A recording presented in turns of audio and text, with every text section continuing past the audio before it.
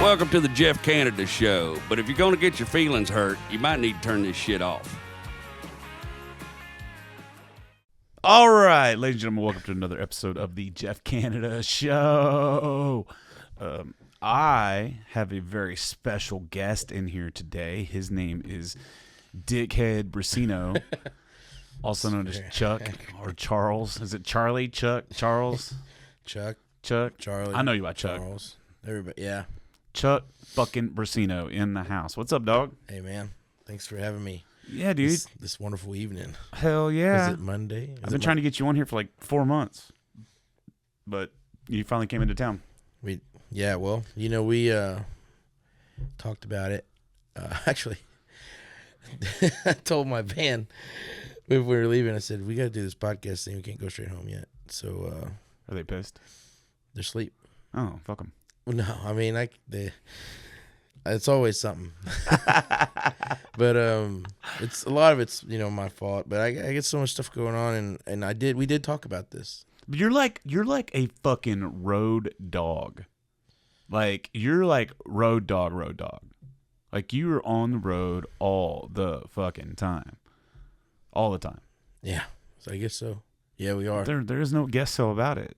Like I met you for the first time in Steamboat last year. 2023. I met you in 2023. And I met you through someone gave you my number, and then you called me and asked me if I wanted to play up there. Who gave me your number? I don't remember. Peyton Howie. Peyton fucking Howie. She comes up on this podcast way too much. I don't want to talk about her. Fuck her. I hate her. Just kidding. I love me some Peyton. She's great. And so I came up there. I never met you before. You hooked me up. I came up there and we hung out and had a great fucking time. God, that was such a good time. Yeah, that place can make or break you in a lot of different ways. Yeah, because everybody goes up there and gets fucking trashed. That's part of it. Golly, dude. Like, I'm sober, right? So when I was up there, I wasn't drinking. I did my first sober Steamboat this past year. Really?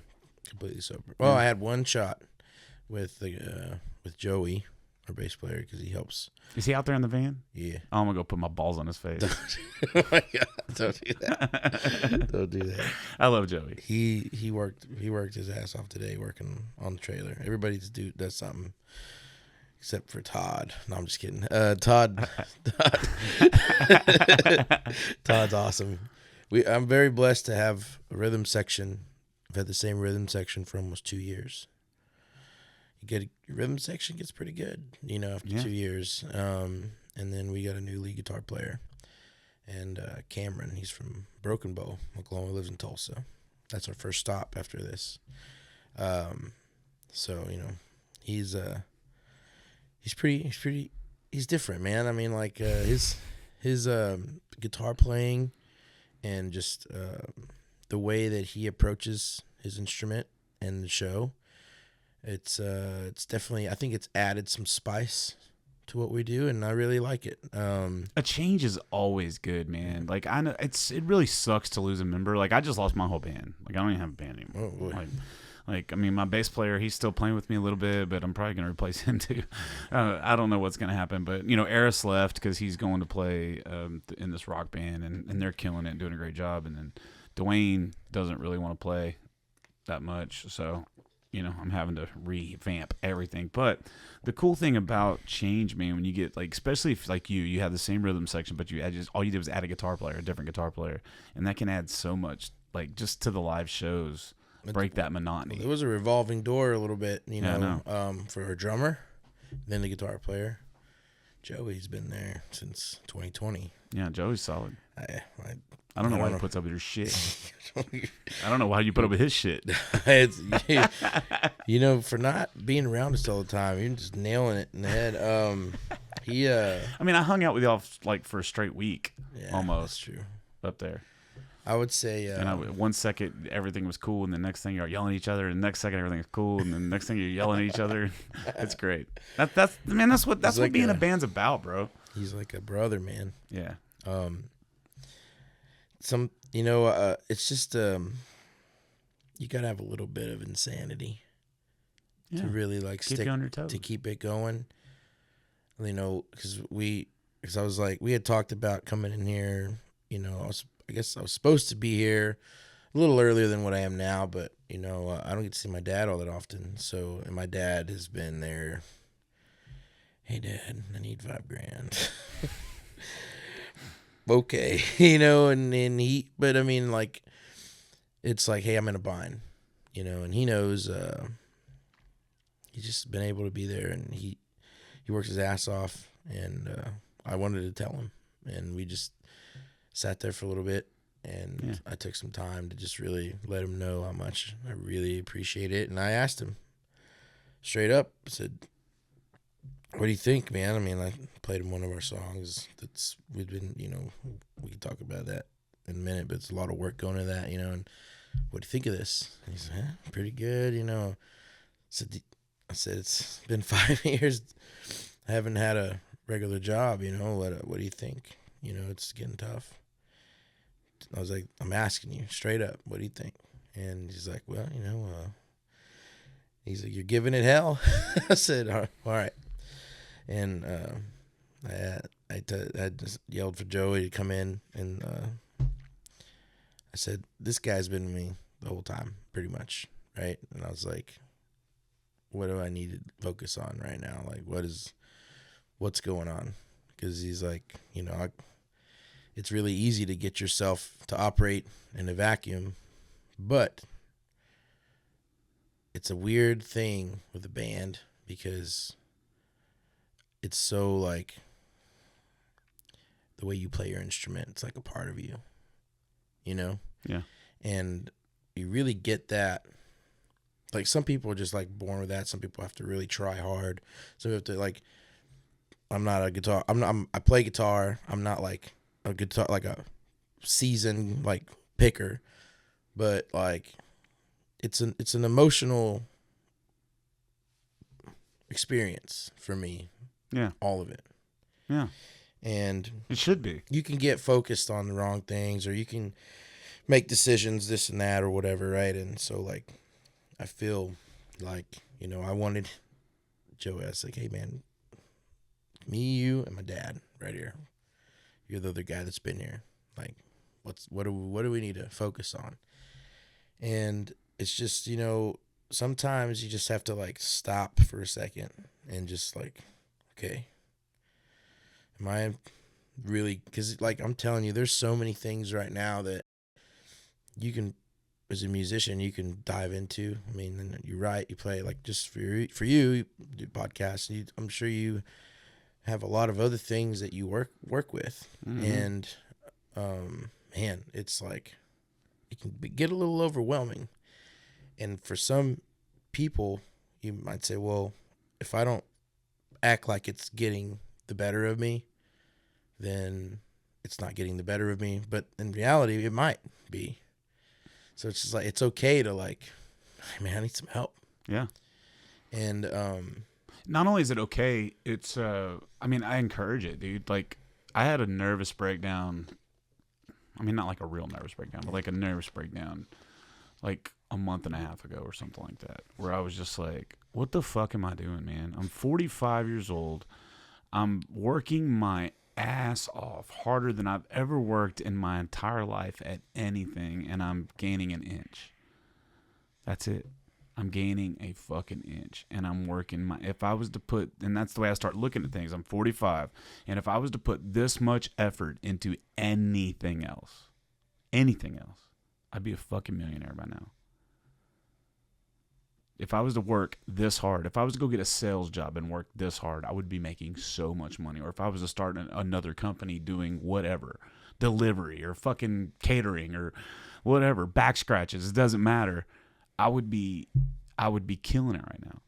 But instead, I'm sitting here, I'm playing 250, 300 shows a year. I'm making some decent money, but not really enough to really live my life the way I want to and peel off enough to keep making art.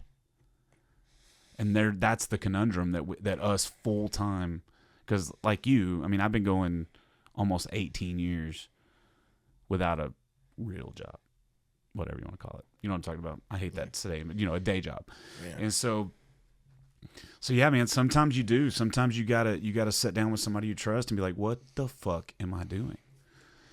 And what I do think is as soon as you really ask yourself that question, like, what am I doing? Dude, there's always a sign from something that pops up and says you're doing the right thing. That's what I've noticed. And that's what's pretty much happened to me over the last month and a half is I've gotten tons of signs that say, nah, you're doing the right thing, bro. Yeah, there's a lot of stuff that I guess I've had in the past that's kind of shaped or directed my psyche about, you know, pursuing this career. Yeah. You know, my background does not say this was what I would be doing 10 years ago. You know what I mean? Yeah. Like, take a step back and be like, I mean, I don't know, man. I see a lot of a lot of Marines doing this, dude. yeah, I mean, yeah, that's Marines, you know. I mean, any military, you know, in general, they like doing this. You have this lifestyle, right? But you know, I went to college to be a civil engineer, to the number 2 civil engineering school in the country, probably the world. You know, West Point. It's the top of the top, and I got out and got headhunted and did the corporate thing and like. Yes, you were in the It's Army, just right? different. You were in the Army. Yeah. Okay. So like I couldn't remember if it was Army or Marines. It's different, you know. Like Should have just looked at your hat with the airborne hat. yeah. So my favorite hat. If you can't tell. Context clues. Jeff gel. Canada. I lost my sense of smell. Do your research. Fuck. No, but I think about that because I enjoy engineering. It's like problem solving, you know, and playing music is like the biggest problem ever. And like, there's always a challenge. I got to play my first show with William Clark Green, and this was in February. This year? Yeah. So did you hang out with him, talk to him? Oh yeah, afterward, yeah. Dude, is he not fucking rad or what? He's very I'm really grateful for the way that you can tell like that he's earned every bit of what they're doing. Yeah. But he also really cares about his openers. He was awesome. Yeah. He was awesome. We chatted. The first thing he told me was grab that guitar, play me some songs. And you know, he gave me some great comments. He really enjoyed it, and I just kind of, you know, talked to him a little bit about what I was doing. He's just like, man, just getting started. He's like, it's just getting hard, man. It's like, well, and it wasn't, and it was so weird because literally like those signs, like 4 months before that, I got the white van's parked out there, right, and it had a rear main seal leak, and we had stopped at the gas station. We were putting oil in it. And he pulled up with his wife. And I come out of the bathroom and there's some oil. It's like, what are you doing here? You know, and we chatted. It was great to run into him like that. Yeah. And it's definitely, you know, it's like you could see that. It's like, man, okay, like your hard work can pay off, you know. And I was just really grateful for that kind of level of insight because he's definitely worked really hard. I mean, but everybody has their own path. And for me, like I'm a Texan. I got a Texas ID still. I moved away from Texas when I joined the Army in like 2004, 2005.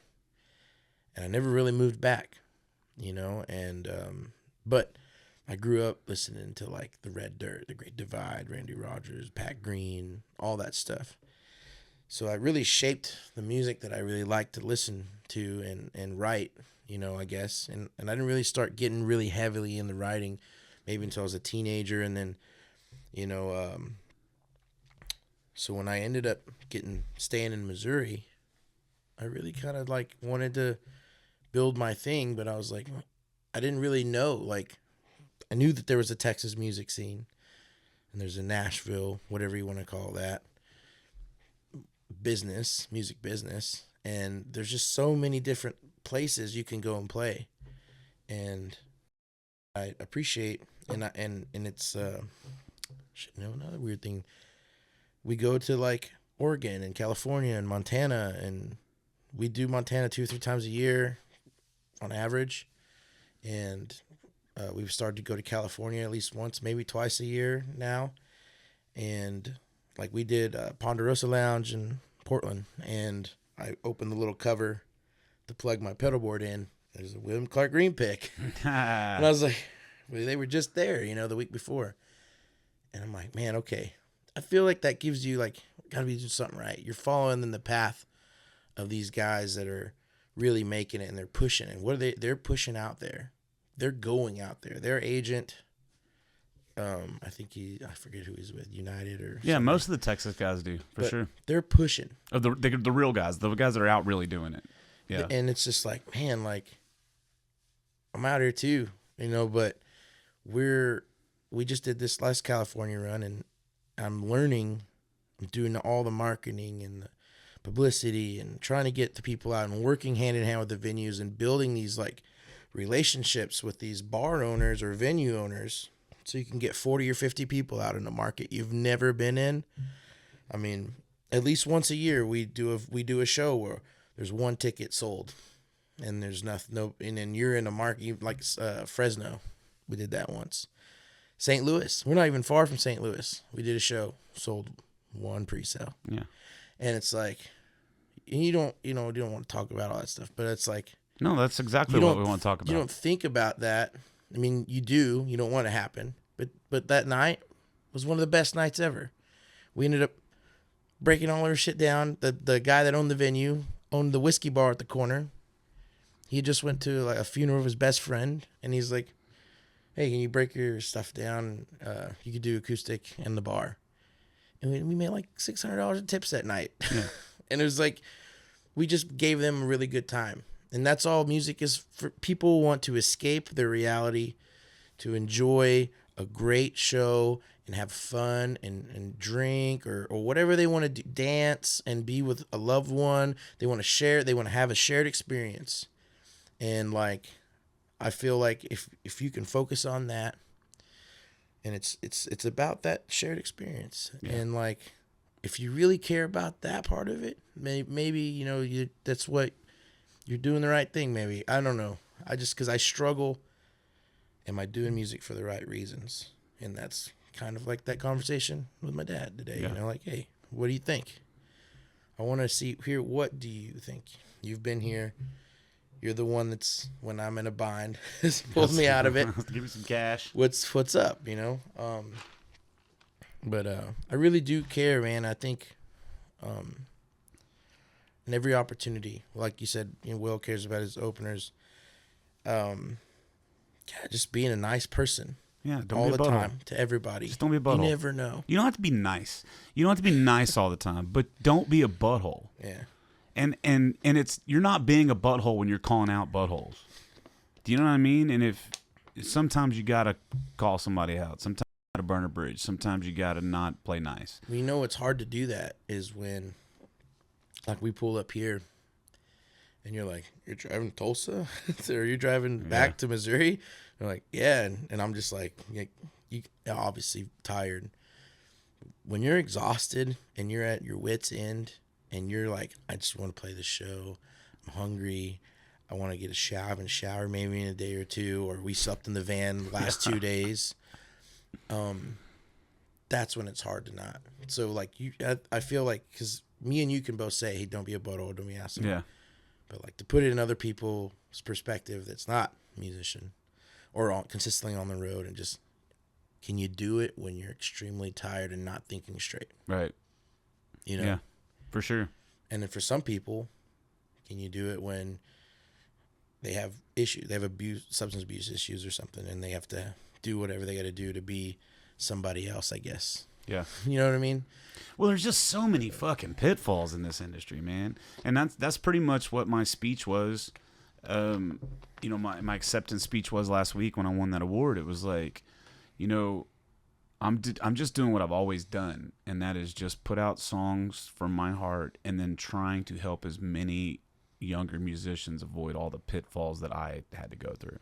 As you know, because if one of those guys can learn one thing from me and not make that one $10,000 mistake or that one $5,000 mistake or whatever, if it helps them out, then that's a win. I got a big pitfall. Here we go. Pitfall. Don't buy a Mercedes Sprinter, dude. You guys, unless it's free. Yeah, man. Between you and Bree Bagwell, it's crazy because I think Gary Kyle had some issues. Like, I've seen so many horror stories from those things, but I've also seen some people like Chad Cook. They're like, I don't understand what the problem is. We have no problems.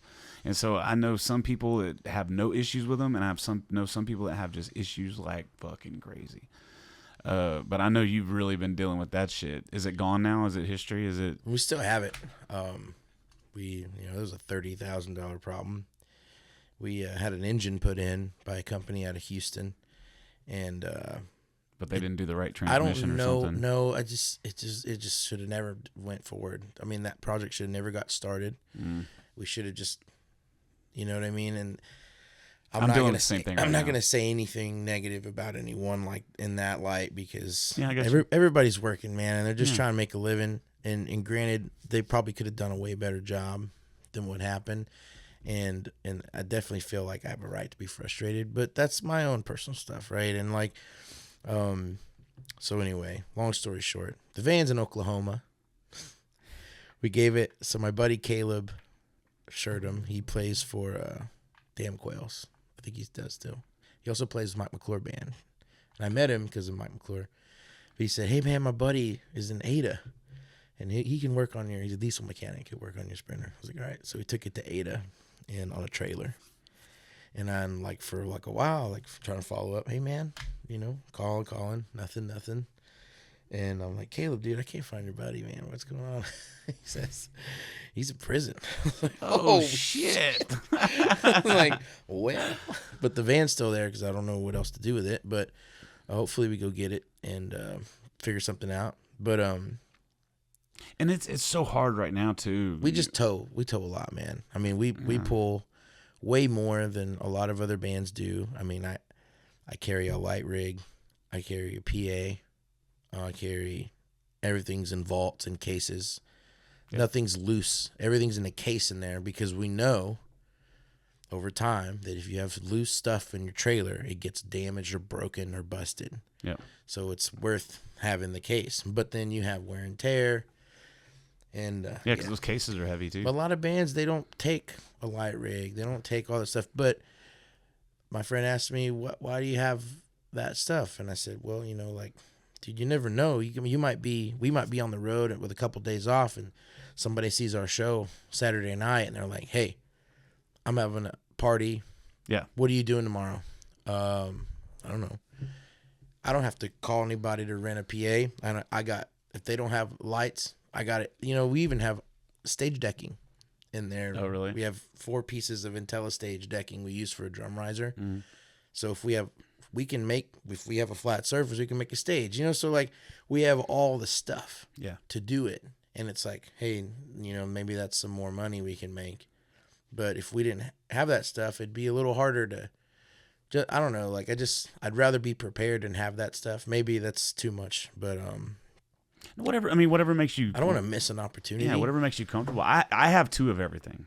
Like I have double everything. Like I have, because my biggest fear is to get out to a show and something not work, and I don't have an extra mic or an extra guitar or an extra cable or an extra what the fuck ever.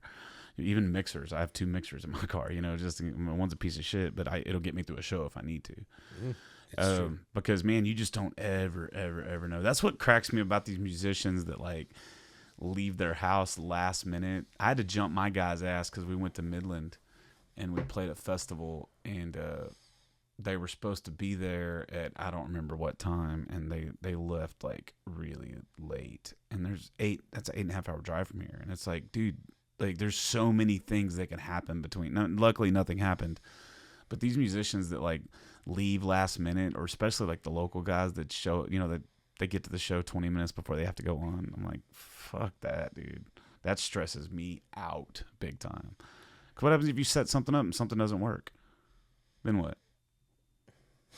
Or I know guys that'll get to the show. They'll get there an hour early. It's not their problem. It's your problem. Yeah. So it's like, no, you're right. But like for me in general, like if I get there an hour, first thing I do is I set everything up right when I get there. I know a lot of guys will get there and they'll just hang out with the bartenders and drink and do whatever, and then set up last minute. And it's the same. It's the same thing as getting there 20 minutes before the show, you know. So, no, it's there's just so much, bro. There's so fucking much about this industry you got to stay on top of. Yeah, there's an argument to be made by the musicians that go on the road sometimes, and like when we play local shows, we consider a local show like 3 hours away. That's a local show because we can go and come back. But if, God forbid, like it used to be, hey, we got a show at 6. Let's show up at 4. We can load in, play, break down, and drive back. Which quickly realizes, you know, if you do a couple of those back to back, you're pretty exhausted. Yeah. And especially if it's to drive more than 2 or 3 hours in between. So I always planned, I was like, okay, we're going to get there. And I'd take pictures of day sheets. Like anytime I would go hang out with different bands, like I would see the day sheet in the bus and I'd be like, picture. Like, freaking like my sound effect. I like that. It's pretty good. But how delirious are you right now? I'm not. I feel great. So like I'd take a picture of that and I'd go and I'm like, what is that program? And I remember trying to build this thing in Excel and I was like, how do they automate Master that? Tour. Yes. Yeah. I use it now. I've used it for 4 or 5 years. Yeah, I bought it or I subscribed to it and then I canceled it and I built my own. 100%. You know, it's not for everybody. Yeah. But it's been the most efficient thing. No, I've had great. people change out. I've had people, and I'm like, hey, download the app, sign in. And I even messaged their support team the other day. I said, hey, our manager doesn't use a laptop. He does everything on his phone. And he does his emails and everything on his phone. And I was like, would it be able for him to edit just the notes part? And they said, oh, I'll pass that on to our developers. And they're about to roll out. Because right now, the thing with Master Tour nobody likes, and I don't know if anybody knows this yet. Maybe this is the first time anybody's talking about it. We have not talked about Master Tour yet on this podcast. So. Ever? Okay. No, so that's good. Let's talk about it. So Master Tour, they are going to release, or they're working on releasing an updated version where you can edit everything from your phone if you have a professional subscription. Now, that is crazy cool because a professional subscription, the only way to edit and add like a show to it, you have to do it on the laptop. Right.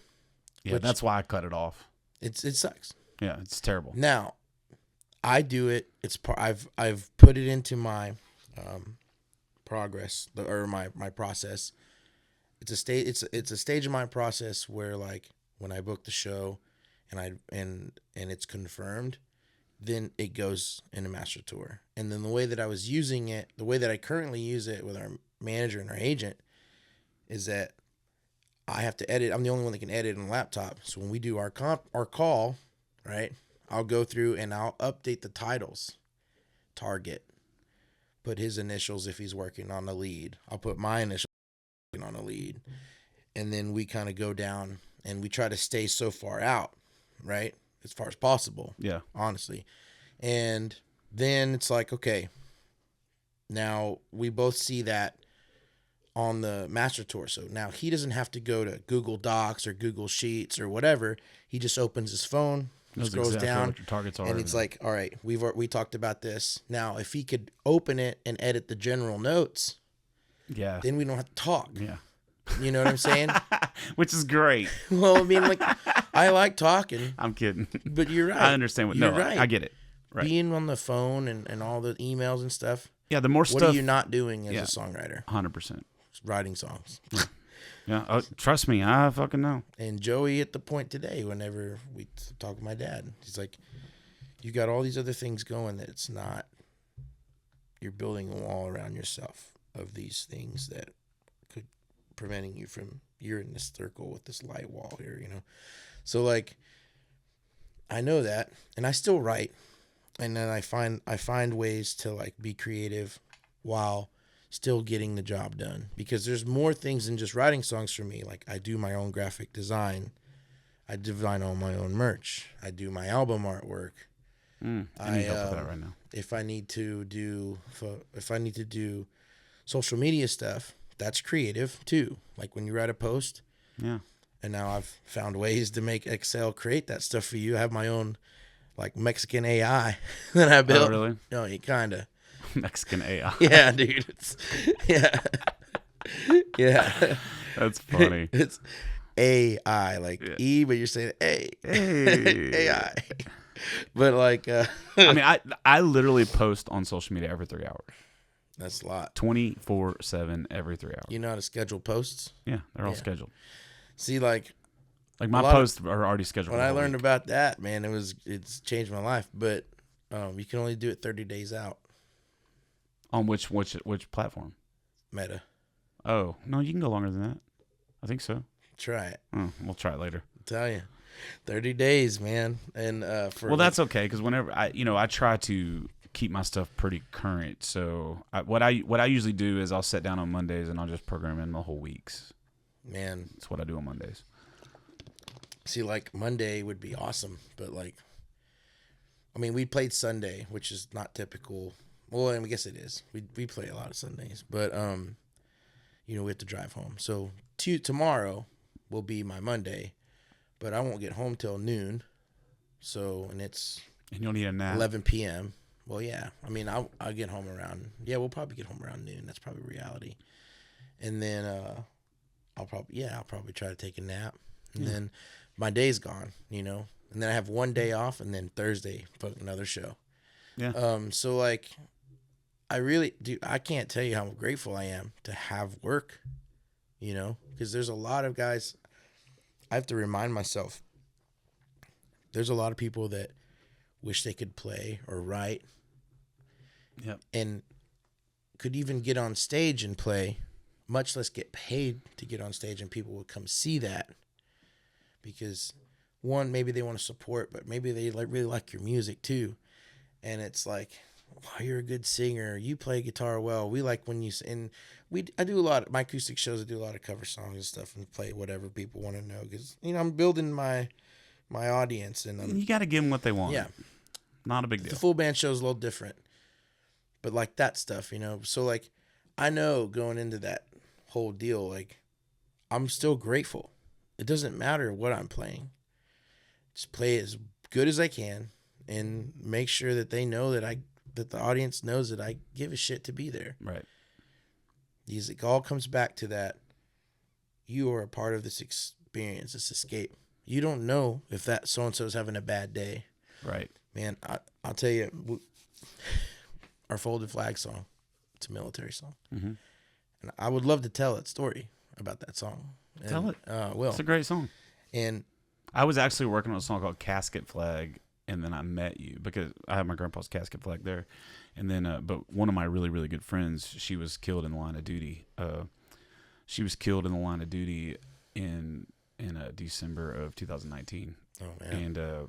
And that's whenever I started working on it. And then I talked to Scott Brown a little bit about helping me with it, and it just never kind of took off. And then when I heard your song, I was like, no, that's done. We're good.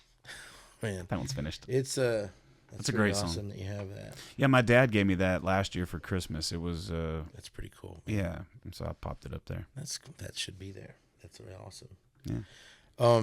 Yeah, I'll tell that'll be a cool tangent to go down, because we can talk about whatever. Right? Well, just real quick, before we get into the Folded Flag part, let's talk about military. So you graduate high school, and you go straight into military. Or you went to college first. Yeah, let's do the background, right? Yeah. I don't think I've ever had one of those. Skipped all that. Yeah. Oh. I don't think I've ever talked about anybody's background in this. Oh, We just do most of the time. We just come in here because everybody's from Texas. We just come here and talk shit about fucking Texas music scene. That's pretty wild.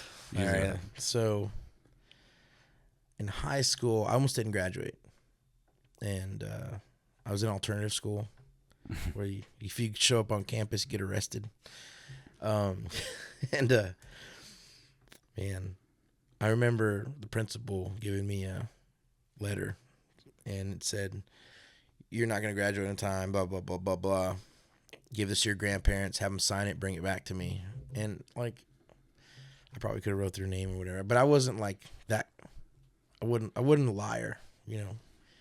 I wouldn't have done that. I wasn't that person. Now I'll drink underage, you know, but I'm not going to sign. I'm not going to fake their signature. So like, I never gave it to him, you know, and so they had a meeting. So my grandparents had to come into the principal's office, and they told him, and I was like, well, why can't I go to do modules? I was like, it's like, you know, we got the because you could sign up to do modules if you like do a work study program. Like if let's say you like work on the farm and you're like the only one that can do that, well, you have to come in and do your modules. You still are with the class, and you might come to class, but you can do these to catch up. And I guess, do you know what I'm talking about? Yeah. This okay. So I don't know why I knew about that. I think because I mean, we didn't call them modules, but it's the same thing. It was something, but he's like, well, you know, we got a bunch of alternative school kids in there and stuff, and I was like, all right. So I gave one of my teachers, her name was Miss Keach, but I wore this Bud Light hat every day to class, and you're not supposed to wear hats, clothing with beer paraphernalia or whatever. Give me that hat. Take that hat off. Take that hat off consistently. If I give me that hat, I was like, you can't have this hat. You didn't pay for it. I was like, I'm gonna give you a damn hat, you know. And I was pretty sure I gave her a hard time. I went to the office, and they said, look, we're putting you in alternative school. I was like, sweet. Did all my modules, caught up, graduated with my class on time. I don't know if I had like subconsciously planned that out, but it worked out. Yeah. So anyway, that kind of leads in. That sets a theme for this whole thing. Well, the thing, what year did you graduate? 2004. Okay. Back then, I graduated in 97, so before you. But back then, you that's the whole thing is you had to figure out how to fucking graduate, like because you were either top of your class or you were barely skating by. And if you're barely skating by, you got to figure out how to maneuver that. Nowadays, you don't have to do shit, dude. My kids, like my oldest son, he should not have graduated and graduated just fine. And it's just stupid how it is nowadays. Oh, man. But back then, we had to be resourceful to how to figure out. TOS tests. You had to pass the TOS tests. Yeah. You had to do every level. But I was a gifted and talented student in element, like in 3rd grade, 4th grade, through 6th or 7th grade. I was in the G. There was like 10 of us out of the whole, and it's a small school, like 80, 90, my graduating class. Yeah, same with me. So 10 of us were like in the GT program, which was like the advanced or whatever. Because they tested us, and like the kids they picked, they just tested whatever they want. I don't remember, but I mean, I crushed it apparently. And so, anyway, I joined the Army after graduating high school. I went to community college in Beeville. And it was me and my buddy Matt Murphy, who I joined the Army with. But prior to joining the military, you know, we were both kind of like troublemakers. We were actually in alternative school at the same time. That's how we became close friends. And because he was like the white guy that lived on the 5,000-acre ranch, family had money. I'm like the Mexican guy, grandparents are broke, you know, like. So I went out. I ended up after graduation, I would go out and I'd work the farm with him. Like I would just go out, build fence, and just hang out. We just kind of got along because of alternative school. He's like, I'm going to go join the Army. I said, not without me, you're not. So I left, and we went the same day. And they were like, well, Charlie, you have a DUI. That's another story. If I'd listened to my grandma, I wouldn't have had that. Anyway, so happy Mother's Day to everyone, by the way. You know, I worked it out with my lawyer at the time, Mr. Bellows, and I said, "Can you help me get into the Army?" And they said, "Show us a contract, and it'll be expunged." And I did. Cool. So I went Fort Knox, Kentucky. I remember signing up. My buddy Matt was like, "I'm gonna do infantry," and I was like, "Okay." And he's like, "But I'm gonna do airborne." And I was like, "The fuck is that?" He's like, "Jump out of airplanes." I'm not doing that. He's like, "Yeah." I was like, "No way." Well, he did, and he ended up not going to airborne unit, but I was like, I'm gonna do cavalry because those guys are putting camo on their face. They got radios. They're in these like track vehicles. I was like, that's gonna be my safest place to survive if I was to be in. I mean, we knew that 9/11 had happened. I was a sophomore in high school when that happened, and so like I was like, okay, I know we're gonna go fight a war. That was pretty much why we were gonna join. Yeah, me like, too. We were just like, we're gonna go fucking kill those guys. Yeah, I joined 3 months after. So like, we were like ready to go. So like, I was like, I want to be a scout. So I signed up to be a Cav Scout, and they went, "You want to go to airborne option?" I was like, "Fuck no." So I show up to Schweinfurt, Germany. Well, I did basic training at Fort Knox, Kentucky. Hotel Troop 615 Cav. My drill sergeant, his name was Beers. Like, drill sergeant Beers. It's probably a fucking cool name, But he had just got back from Iraq, and he was telling us all these stories, and they roughed us up hard because he knew. You know what I mean? Like, and we didn't know. We had no idea. Right. And especially at that time, no clue. And I mean, just they tore us up, and I'm grateful for that because it really instilled a hell of a lot of no quit attitude, and a lot. That's probably like, I think where I get a lot of my stubbornness from is from that, and I go to Germany after graduation, and this guy picks me up. He says, "You ready to go to airborne school?" I'm like, "Fuck, this is the airborne shit again." He's like, I was like, well, no. I was like, "What are you talking about?" He's like, "Well, I was out of the group of like 40 that went to Germany that were Cav Scouts. Everybody wants to be in a cavalry regiment. That's like, because you're a Cav Scout. You get to wear the Stetson, the spurs, and all this cool shit, right?" Mm-hmm. Everyone goes to infantry battalions. Everybody, except me. I go to the 1-4 Cav, quarter. They call it the quarter horse, and that unit had Colonel, and they had just got back from Iraq maybe like a year or two before, and I got there, and then I guess right before that or during that, they had this Lieutenant Colonel McMaster was the squadron commander, who was H.R. McMaster, which is if you look this up later, the Battle of the 73 Easting from I think it's the Gulf War, where like one tank company takes out an entire Iraqi tank regiment. He was the company commander. Oh, cool. So like my platoon sergeant was his gunner. So when I showed up, I had these like super hardcore, we just got back from Iraq guys. So like I'm just getting this I'm just getting roughed up, the whole time, which was good. I didn't think it was good. Yeah, at the time you don't think it's good. Literally like the personnel moves was just like Sergeant Jackson. He's like, "Hey, Stockdale," and Stockdale, he's a command sergeant major right now.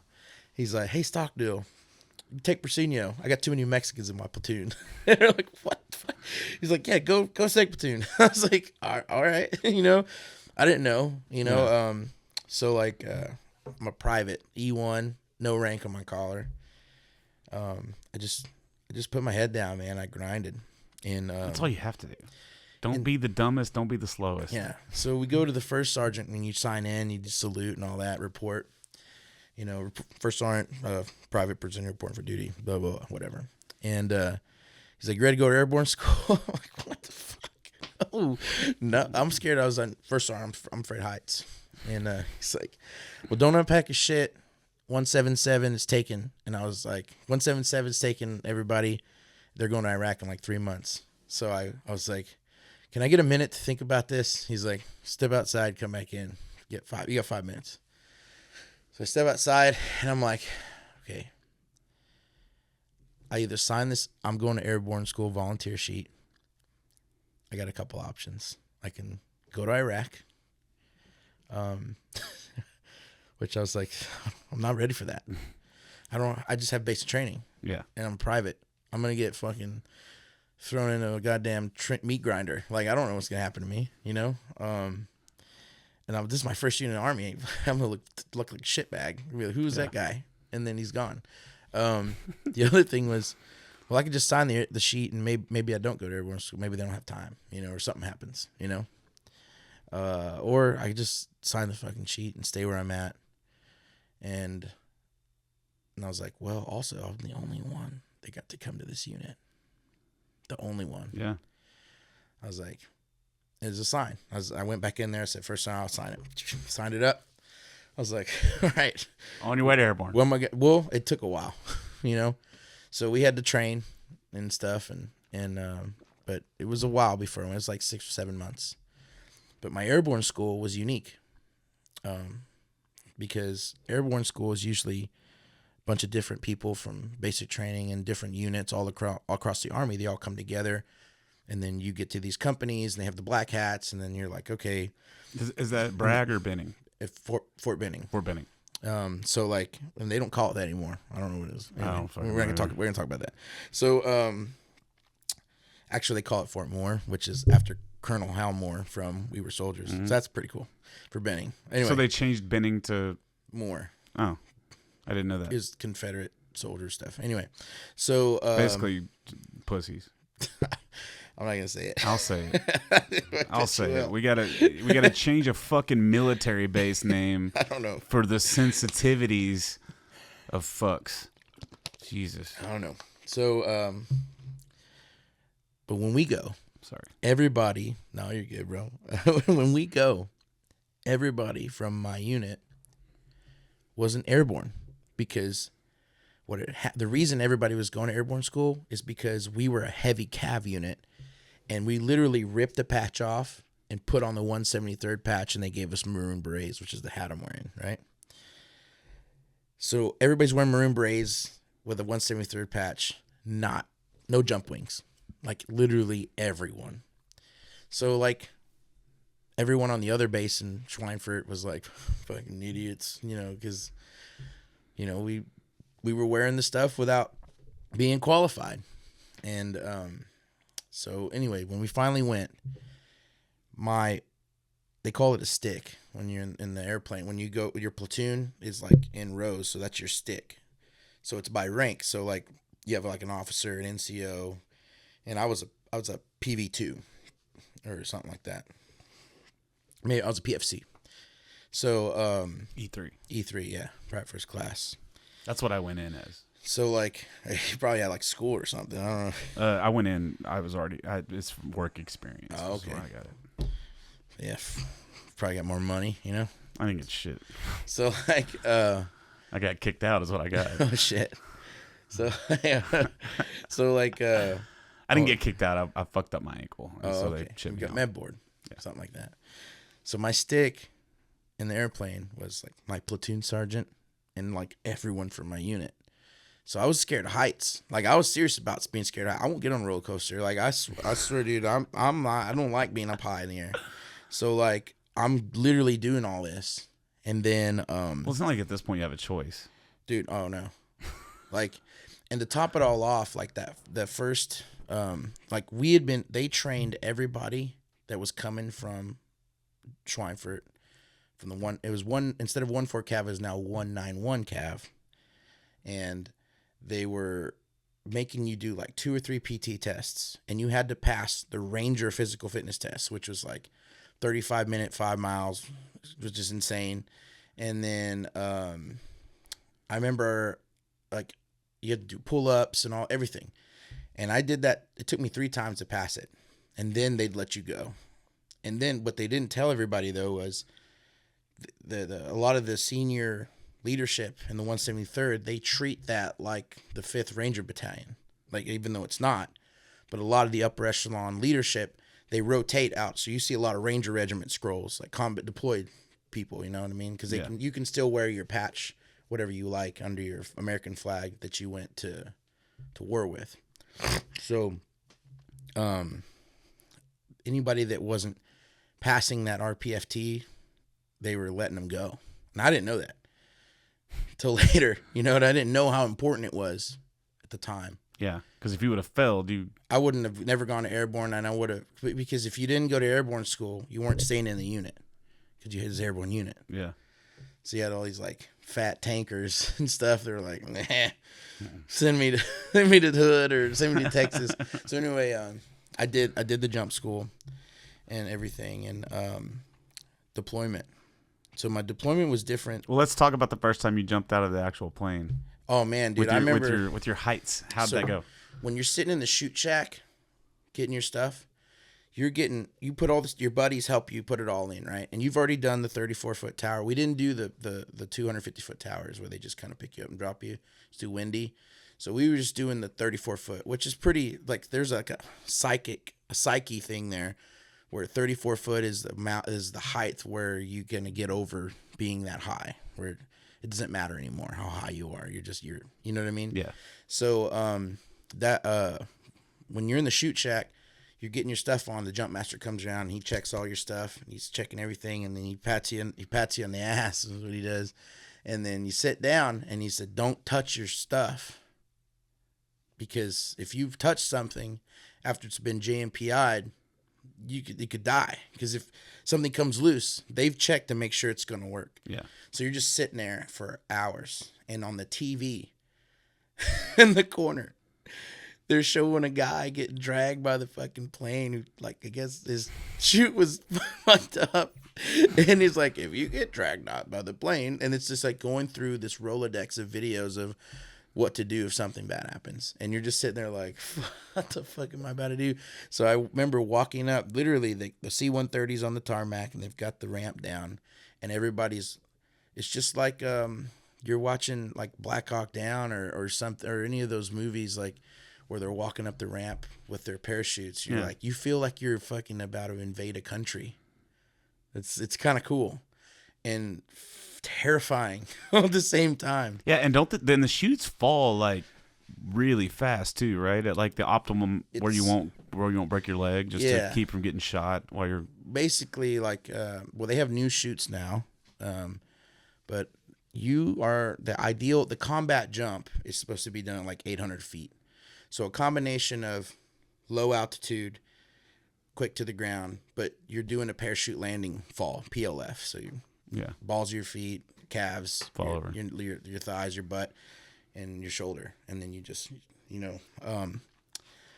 But you don't have as much control over those things as these the newer ones. I think stunt jumpers and shit, dude. No, it's not like I Yeah. mean, you have a little bit, but I mean, literally no. Yeah. I mean, nothing. Because it's to fall. The goal is to fall as fast as you can without breaking your fucking killing bones. yourself, Yeah. and then being able to. Yeah. Right.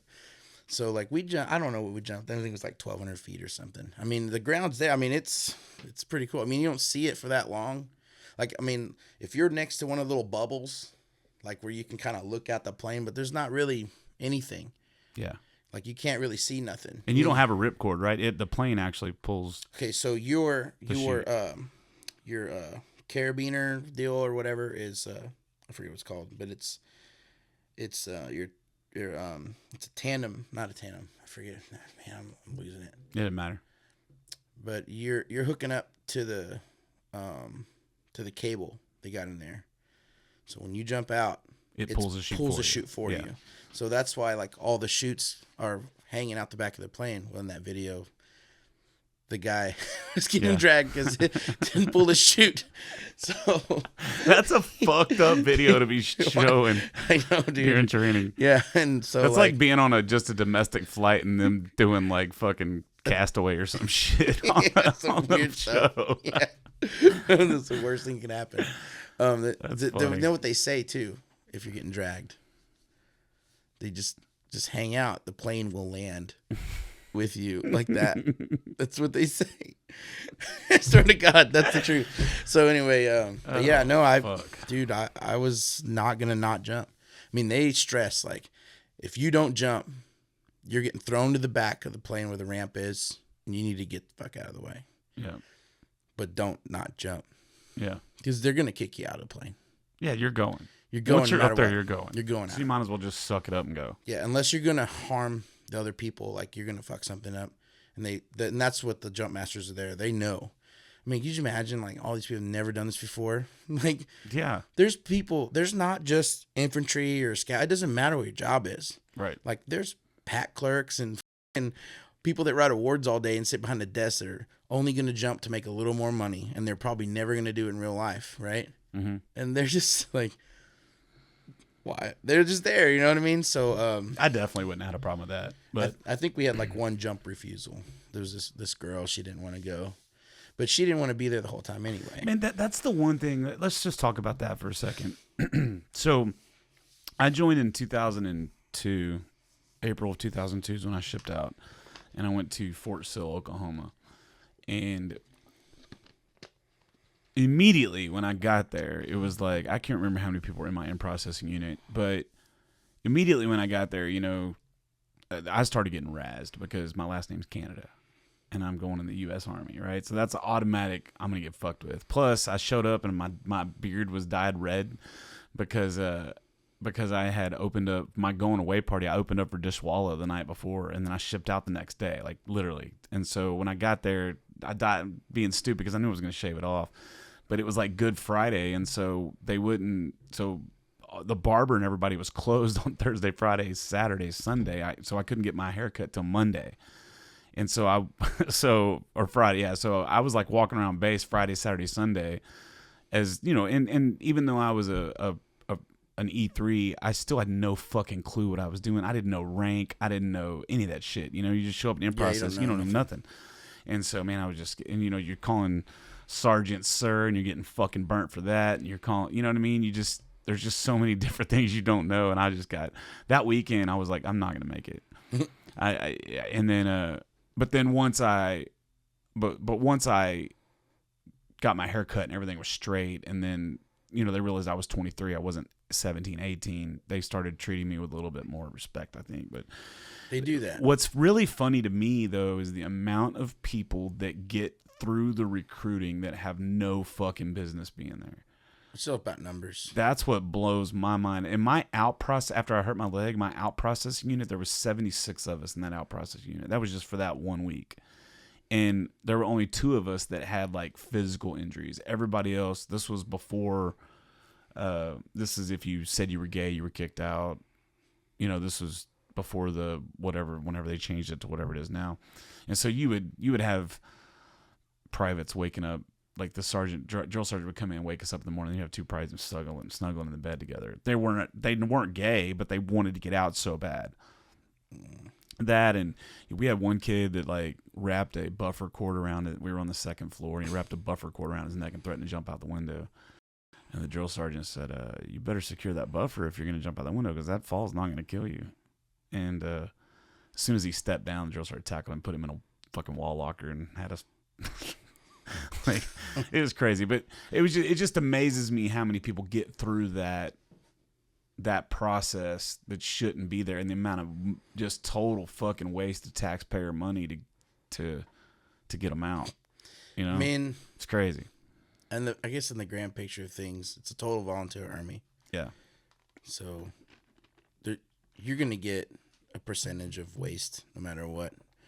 But I don't mean that in a bad way. I mean it's just like it's not your. But I'm talking about people that have, like, people that show up and they were on heart medication and they had heart murmurs and just shit that, like, if just a little bit of due diligence would have kept them from going into. In the grand scheme of things, you know, I'm more worried about the like $20,000 toilet seats.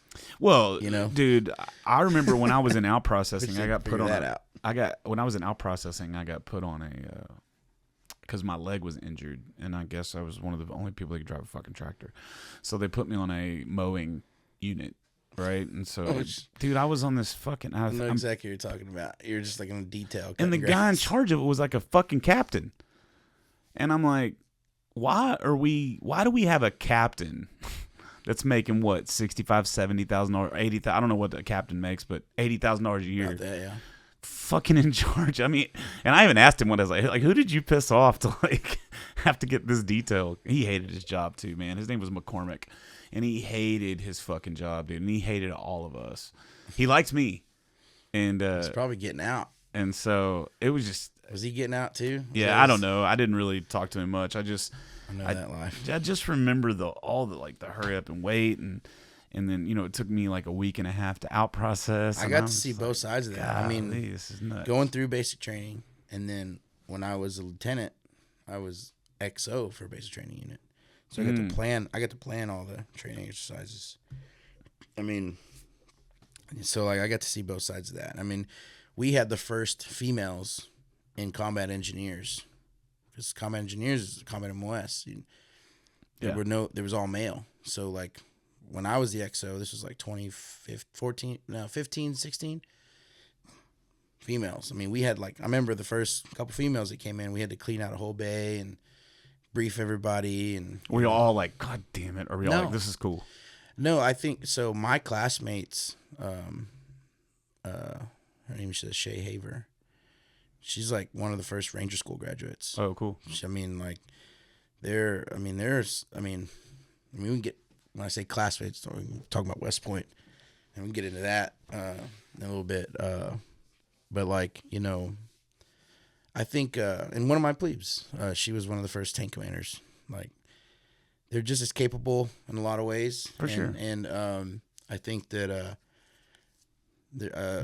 if they can go out and handle their business and shoot a fucking tank or qualify or do whatever they got to do and hold their own, then why not? You know, I don't see why that would ever have been a problem. Well, that's most of the people in the service. Most of the people in the service don't give a fuck if you're gay, straight, female, male. The big thing is the sexual assault bullshit stuff, and that's the stuff that's a liability, in my opinion. That people work, the Army works on. It happens a lot too. They do every year. You got to attend a brief thing, and it's important, you know, to have that. And I think that hopefully, you know, I don't see like in like 100 years it being like flipped, you know, like I don't think it'll be like, well, we don't know if we can have guys do infantry anymore, you know, like I don't see that ever happening. But I think it's good for them to be included so that they can play a role and feel like they have, if that's what makes them feel successful, for sure, then they should have that opportunity. If you can do the job, you should be able to. What? Yeah, if you can do the job, you should be able to have the opportunity to do the job. It's that simple. I mean, that's the way I look at it too. I don't care. Like I said, I don't care if you're trans, gay, straight, white, black, whatever you are. If you can do the job, keep your personal shit out of it. Yeah. Nobody cares. Nobody you know cares. What I mean? Do your job. Exactly. If I'm in a foxhole, I want to trust the guy next to me, regardless of what their political beliefs are. Yeah. Patty shoots better than Johnny. Get them the fuck out of here. Yeah. You know. Yeah. She smells nice too. Well, that's sexual assault. Well, fuck, the way we're going. Stay away from that. The way we're going in 100 years, will there even be males and females anymore? Is just going to be all it's. I think that. I think in 100 years, it's all going to be fought by robots and shit anyway. Already is. I mean, there's drones and there's. Yeah. I mean, there's so much stuff that is being like automated. I mean, it's. Yeah, it's crazy. Human, like it all. To me, it all comes down to like human life is precious. I mean, we all deserve to have the same shot, the opportunity we get. You get that as an American for the most part. Not everybody. Because, you know, some people are born, you call opportunity what you will. Some people are born with it and they're born without it. Yeah. You know what I mean? And we don't all have the same clean slate. It's not all black and white, you know, and I'm not talking about skin color. I'm just saying like it's not about like it's literally just like this massive gray area that we all kind of have to find our own way, our own path, right? And so well, that's because you have some of these dipshits that want equality of outcome, and it's just not possible. You're never going to get equality of outcome. Where you got to get is equality of opportunity. That's where you got to get. We got to get where Americans, every American has an equal opportunity to be successful. You're never going to get equal output because, you know. And I can explain exactly what you're talking about. One person's going to put more effort in. Like, just take a band. Take a band, for example. You build a band, right? And it's called Whatever the Fucks. That's the name of the band. We're called Whatever the Fucks, right? And you're an equal, like, we're going to split everything down the middle. We're going to do everything together. We're going to do all that shit. How many bands have you seen that, like, two people are doing more work than everybody else, or one person's doing more work than everybody else? And so you never have equal output. You're never going to have equal output. No matter what, so you're never going to get equality of outcome. You're just not, because not everybody is going to put out the same effort. Like, how does a kid that almost doesn't graduate high school, is an alternative school, has been to jail twice, get accepted to West Point? It's America. Yeah, you worked your ass off for it. I mean, you have to know that it's like, as long as you don't quit, you can get somewhere. Yeah. And like, I'm very proud of that. I mean, like that whole story there, like it's especially for young people that are just like, I can't explain to you how many opportunities and how many things that like the United States Military Academy, just being a part of that organization, has. It's open doors, you know. Yeah. That would otherwise not be available to people. Yeah. And it's because the institution instills that in everyone that graduates there. We're connected to every graduate because of that experience. And it's so special. But it's something that you have to like protect. And you have to know like, hey, like,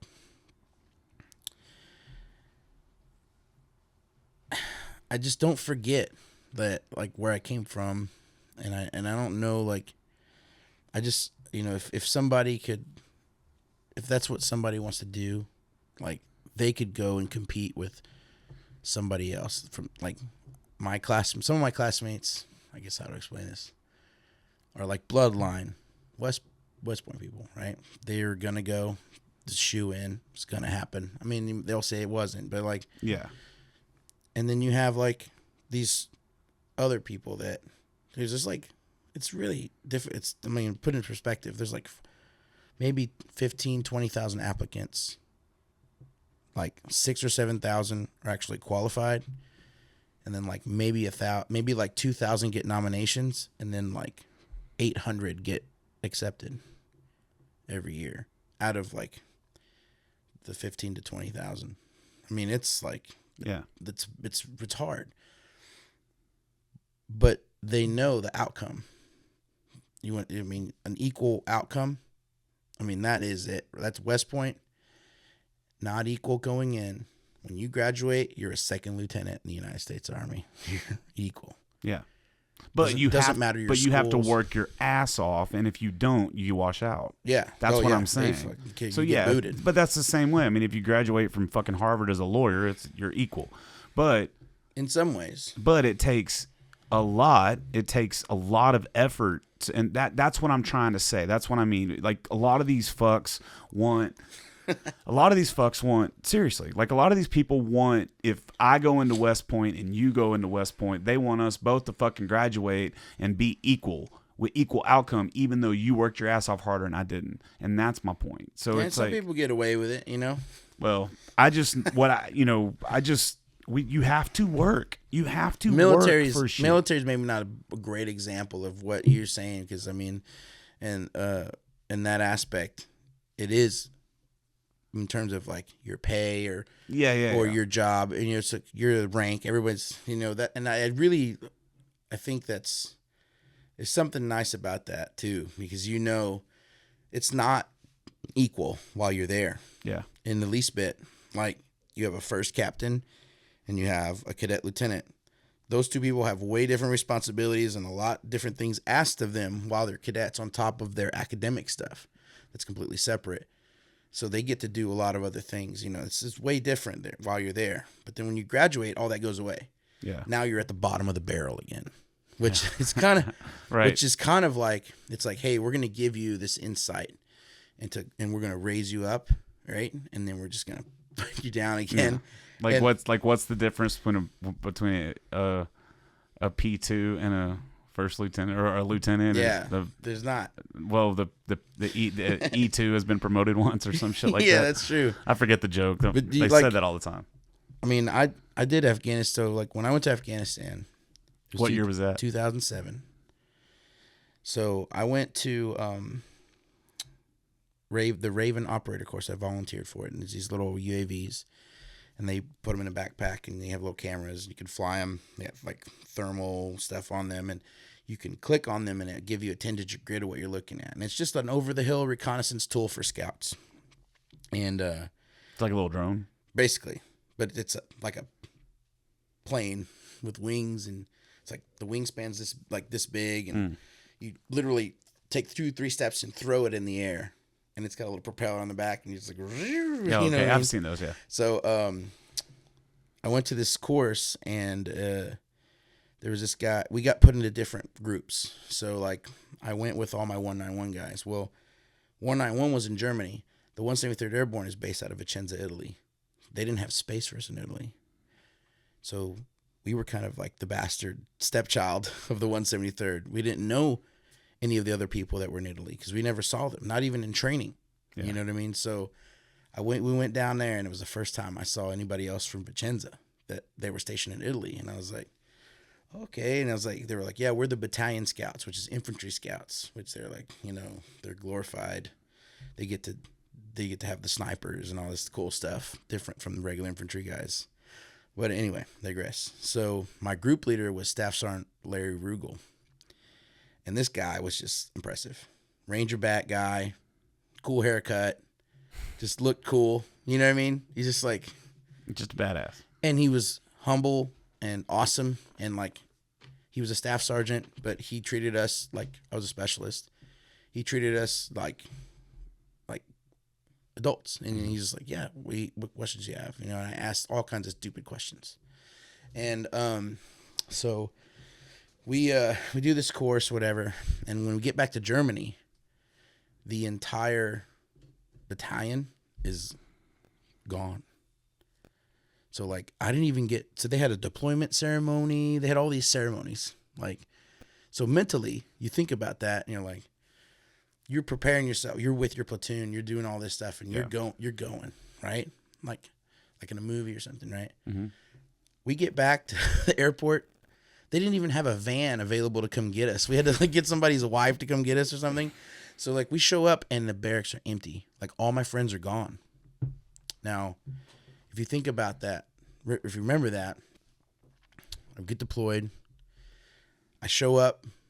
I get on this helicopter. They fly us to the fucking Pakistan border, like 2 hours away from Bagram, which is like the main Air Force base. And I remember getting out there, and it was just like a cricket field.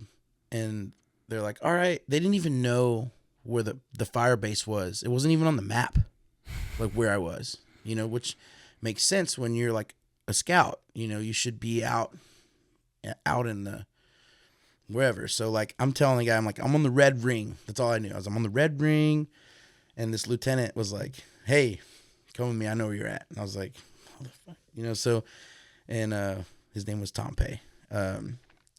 Cool dude. And so anyway, I get off the Chinook and I see the trucks there. And you're used to training. This whole time, you're like, what's it going to be like when we get to these towns? You're literally going like, what if Chinooks took over the baseball field, or like an arm unit took over a deal and their helicopter, their landing pad was the baseball field. Yeah. Where your son plays baseball, you know? Yeah. That'd be crazy, right? Like if it was like Russians or something, right? So Red Dawn. You're just thinking in your head, like, what is it going to be like? So like they give you like one magazine with ammunition, just in case, you know? And so you don't know what you're getting yourself into. Because literally, the plane gets off, or the helicopter drops, they drop lower the ramp, they're like, all right, this is your stop. And I'm like, are you sure? They're like, yes, dude, get the fuck out of here. So I get off, and there's these Toyota pickup trucks, and I see one of the NCOs from my platoon. He's like, hey, what's up, B? Because they all call me B. I couldn't say my last name, Briseno, just call me B. They're like, throw your bag in the back of that truck. Just jump in the back of that truck, actually. I just hopped in the back of this Toyota pickup truck, and these like Afghans driving it. And I'm like, okay. You know, like I didn't know. I was like, I'm outside the wire. And this whole time you're getting briefed in Bagram. You're outside the wire. All this stuff could happen and blah, blah, blah, blah, blah. Because they're so worried about risk management. Yeah. So anyway.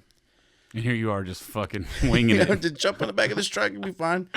So like, I mean, after a while, you know, we made good friends there, and like we had some issues. I mean, we had firefights, rocket attacks, and stuff, and had friends get killed and stuff like that. And the whole time it was just kind of like it was chaos, and then it wasn't, and then it was chaos, and then it wasn't, and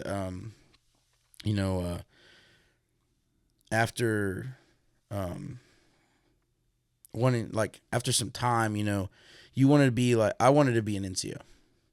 So, like, I remember, like, re-enlisting and doing all that stuff. And I got made a team leader, and I got to have some leadership and things like that. And I really, man, that definitely changed my outlook on life a lot.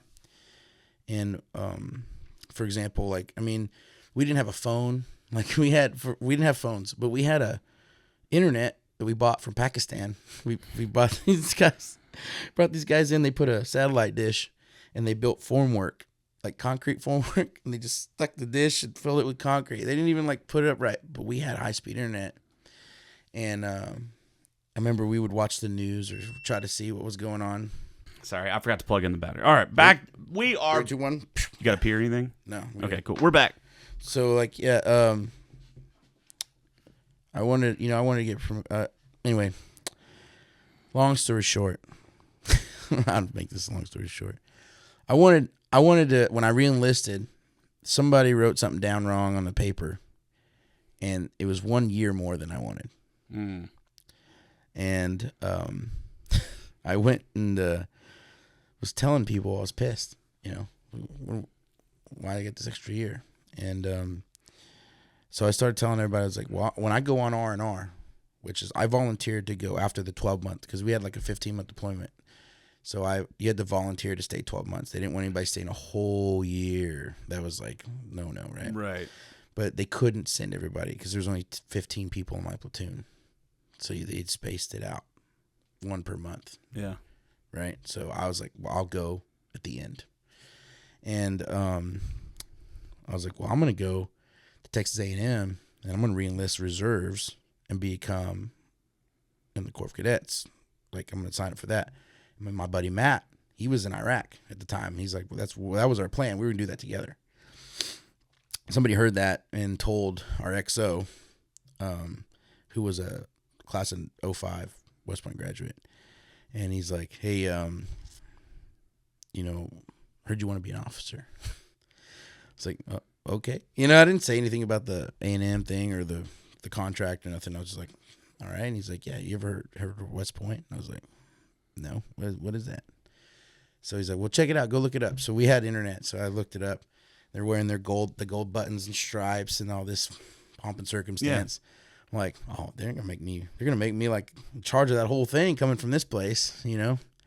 And that was definitely not the case. But I had to take my SAT and ACT. I took it in Afghanistan, and then somehow made good enough scores to get in, you know. And then the whole time oblivious to everything else. You had what you had going on with your stuff, you know, and your unit. And there was some stuff with our other guys, like early on the deployment, our Bravo troop, I was in Charlie troop, our Bravo troop commander got killed, and one of the NCOs got killed, and he got left on the mountain. There's like, it's a Battle of Suret-Calais. And then, you know, in between that, we did Operation Rock Avalanche, which is depicted in the documentary Restrepo. And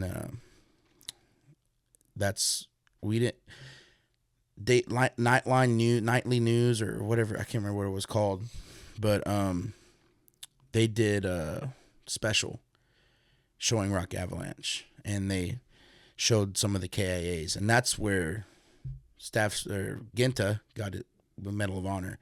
He was the first living Medal of Honor recipient since the Vietnam War, and but that's where Larry Rugal was killed, and I didn't know that. It was literally on the same operation, and it was months. I watched this thing, I think it was in October, and this happened in like August. And you just think about that stuff, you know what I mean? Like, or try not to at the time. Right. So the camp that I was on was Camp Monty. So Camp Monty was named after Sergeant First Class Jared Monty, who received the medal. He received the Medal of Honor posthumously for actions. He was in, I believe, the 10th Mountain. They had just pushed up that far northeast, so when they built that camp, they named it after him, you know, because he was a KIA. And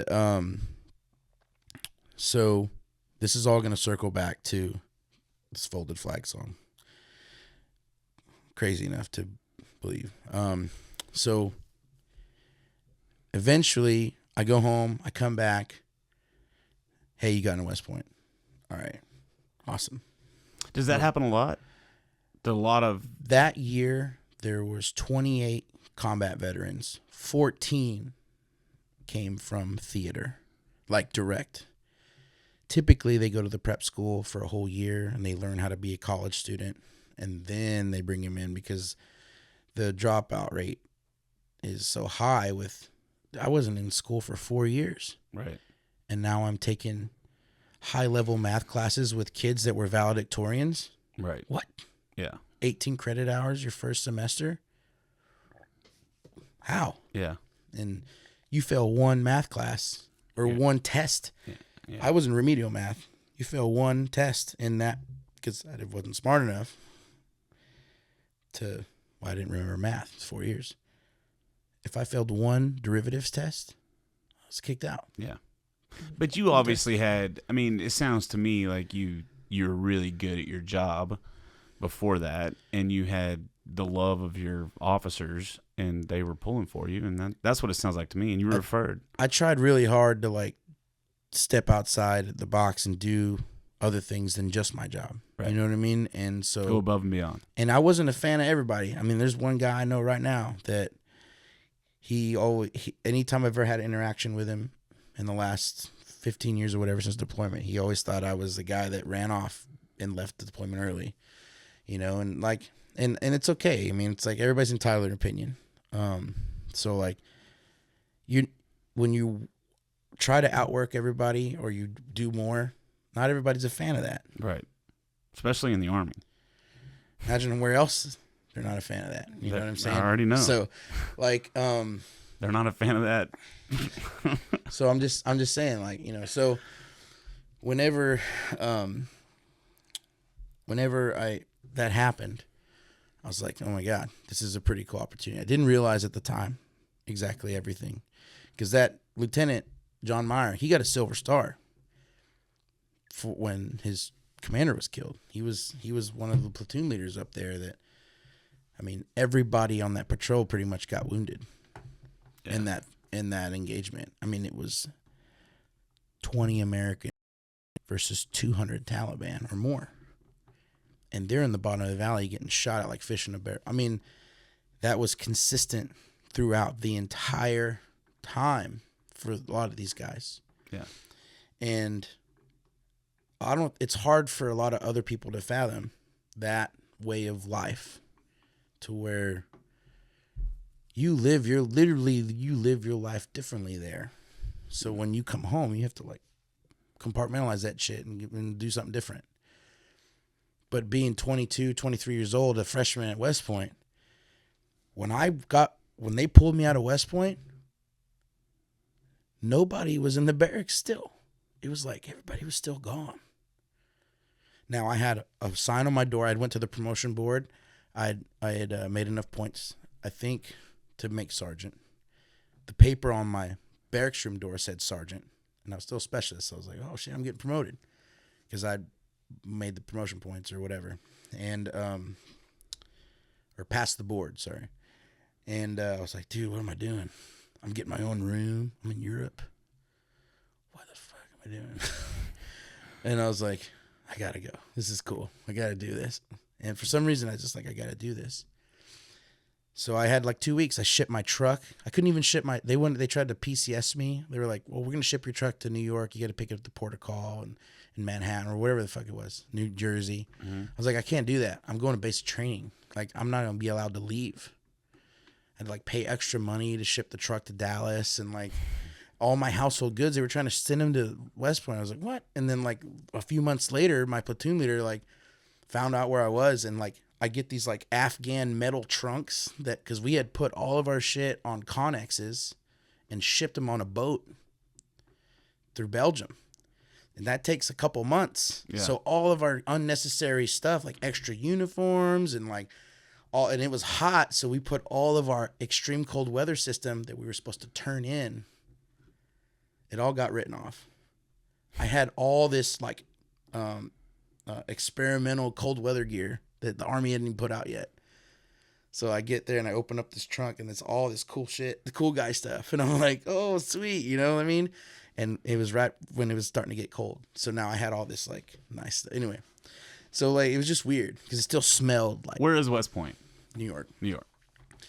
But anyway, I worked hard. I graduated somehow, got a civil engineering degree, and then I was an officer. I was a tank commander. I got my master's degree while I was in Fort Carson in civil engineering out of Norwich University, which I picked that school because it was founded by a West Point graduate, and then I moved to Fort Leonard Wood, which is in Missouri, because I did a branch transfer thing, because that's when I graduated. I was branch detailed armor to engineers, so I was already going to be an engineer anyway. So I went to a completely new group of people, which I probably shouldn't have done that, but it works out the way it does anyway. That's why I'm in Missouri. So after you graduated West Point, you never went back over. I never deployed again. Never deployed back overseas again. Yeah, well, that's good. I almost did. I almost went to Kuwait, but our platoon didn't go, and so I did a master's degree instead. Yeah. And then I was playing music in the bars too. I was a platoon leader, tank platoon leader. It's awesome. Shooting a tank. It's fucking cool shit. I bet it is. So cool. And I was playing in the bars 3 nights a week. I was like, I had this brand new Corvette. Dude, I was like Playboy City, dude. It was awesome. Yeah. And, but like, I don't know. So I'm a captain riding a desk, getting out. And I see this, video, and it's talking about where this Marine shows up and he knocks on the door, and it's like Jenna Kramer. So hot. And she has to go tell her son, hey, Dad's not coming home. And I was like, and just for some reason, dude, it's like I never wrote any songs really about that. Yeah.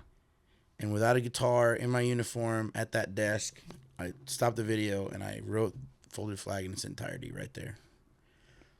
Took it to the house. It was like September 14th, 2017. And I got out January 1st, 2018. So it was like right before I got out. So I showed it to my guitar player at the time. He's like, man, because his sister was a colonel. She was a doctor. But she had been in Germany, and he had actually met Sal Ginta in person. I'd never met Sal. I still haven't met him. But he actually got to see him because his sister was stationed in Italy, Vicenza. Oh, cool. Yeah, which was kind of a cool thing we bonded over. But he's like, man, dude, that's got to be done right. So we recorded it with Mike McClure, Great Divide, the guy singer from Great Divide, and Yeah, you introduced me to him in Steamboat. And we did the Boo Hatch in Ada when he used to live there. And man, it's just I was naive. I didn't really understand what I was doing with those records or anything, and No shit. I'm grateful for Mac, because he just kind of let me learn. He let me do. He knows people, man. He's been around, and he just let me do my thing. He let me evolve it on my own instead of just manipulating me to do it in a way that would be something that I'm not. So I'm so grateful for him for that. That's awesome. I don't think a lot of people. Yeah, you could fix it if you just make one adjustment, but should you really fix it, or let them figure out how to fix it on their own? Right. Right. Yeah. So like, I learned a lot from the 2 records I did with him. Well, we got the opportunity. We did an event with my friend Eric Schuster and Donna Schuster, Eric and Donna, like that 70s show. They live in Alvarado, and we stay with them all the time. We visit them. And my friend Ajit, he's a 95 graduate. Eric's 85 graduate. My roommate was like, hey, I'm part of the North Texas West Point Club. Will you come play? We'll hire you to play this event, the fundraiser for Folds of Honor. Okay. So I went thinking Folds of Honor. I was like, hey, Folds of Honor is great. So I talked with the rep. I was like, hey, they do this big event at the AT&T Stadium every year. I was like, hey, we got this song. You should check it out. I was like, listen to it. So we were trying to work something up where they could use the song. And I told him the story. Because, you know, that deployment, the 173rd, had 43 KIAs, which is a lot. It's a lot. Yeah. And I wanted to capture this story. And at first I didn't like playing the song a lot because it felt like I was benefiting from sacrifice. As time went on, I understood that I was telling a story and actually letting this like live on, because people that don't know now, maybe they know and they think about it, and you know, it's like, okay. So anyway, so like Folds of Honor doesn't do anything. I thought they were, and which I'm not sour for them about it. It's just it didn't work out. Whatever they thought they had in mind, it's okay. We went to Muscle Shoals anyway. My buddy Carl Carden, he was a staff sergeant. He was they called it foo funds. He was the guy that would get like $100,000 in Afghan money or U.S. money and go pay off warlords and buy projects and do all this stuff. So I'm taking my SATs and Bagram. I had 17 days. They had to sneak me off the fire base to do that because you couldn't lose a shooter. You didn't have enough people. Right. Remember how one person a month on R&R? Yeah. Mm-hmm. So I see Carl in the PAX terminal. He's like, which is where you sign up to get in your plane.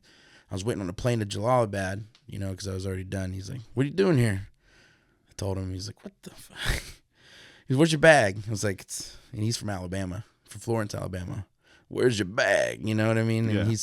And he jumped into Panama. This guy's old school airborne guy. And so I go grab my bag off the pallet. You're totally not supposed to do that because they like weigh it and everything, you know. And I grab my bag. He said, where's your rifle? And I was like, because I had my pistol. You had to have a rifle. I was like, oh, it's disassembled in my. I had it broken down as far as you could, and it was in my bag because I hated carrying it around. On Bagram, you didn't need to carry it around because it's like it's Bagram. Right. Anyway, I grab the bag. He's like, what are we gonna do? He's like, well, I'm gonna go find us a plane. Where are you going? I said, Jalalabad. He's like, me too. And so we walk out on the tarmac, and I'm like, what the fuck are we doing? And he walks up to this white, looks like an American Airlines unmarked regional jet, right? Like the smaller, like an Eagle. Yeah. But it's a jet. It's not like a like the express jet. Yeah. Yeah. And probably seats like 50 or something. And there's these two fucking old guys. They're just chilling there, probably hammered, you know, and making, who knows who they're flying for or contracted for. They're making millions probably doing this. And Carl goes, all right, dude, grab your shit. Come on, let's go. I got us a ride. And I'm like, what the fuck? We get on there and I'm like, hey, welcome to fucking Afghan Air. This is a smoking flight. And I was all fucking shit. Put my thing. The only time I ever smoked a cigarette on an airplane. Dude, it was the coolest. And it was like a 20-minute flight. It was like back down. That's funny. So that's how I know Carl, right? Well, he was in my unit. He was this fucking guy everybody loved. But we had that memory, that core memory. He's like, come to Muscle Shoals for years. So finally we do. And we cut this Folded Flag song. Like 2 weeks before we go, I'm reading up on military songs. I Drive Your Truck, specifically. And I'm reading up how the song was written, like who wrote it. And there's this lady who heard a guy talking about his son. I was like, oh, wow, it's just written about a guy that really did. And the guy was driving his son's truck, right? Mm-hmm. And the guy that he wrote the song about is Paul Monty, talking about his son Jared Monty. And I was on the camp that was just built in deployment. The hair rose in the back of my neck when I read this. And I was just like, kind of in a little bit of shock because I was just like thinking, this is a sign. You know, you're talking about signs.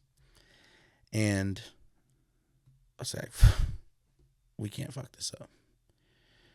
So we go there and we do everything we can to make it happen. And we had a friend of ours foot the bill on it because it's not cheap to go and record there at all.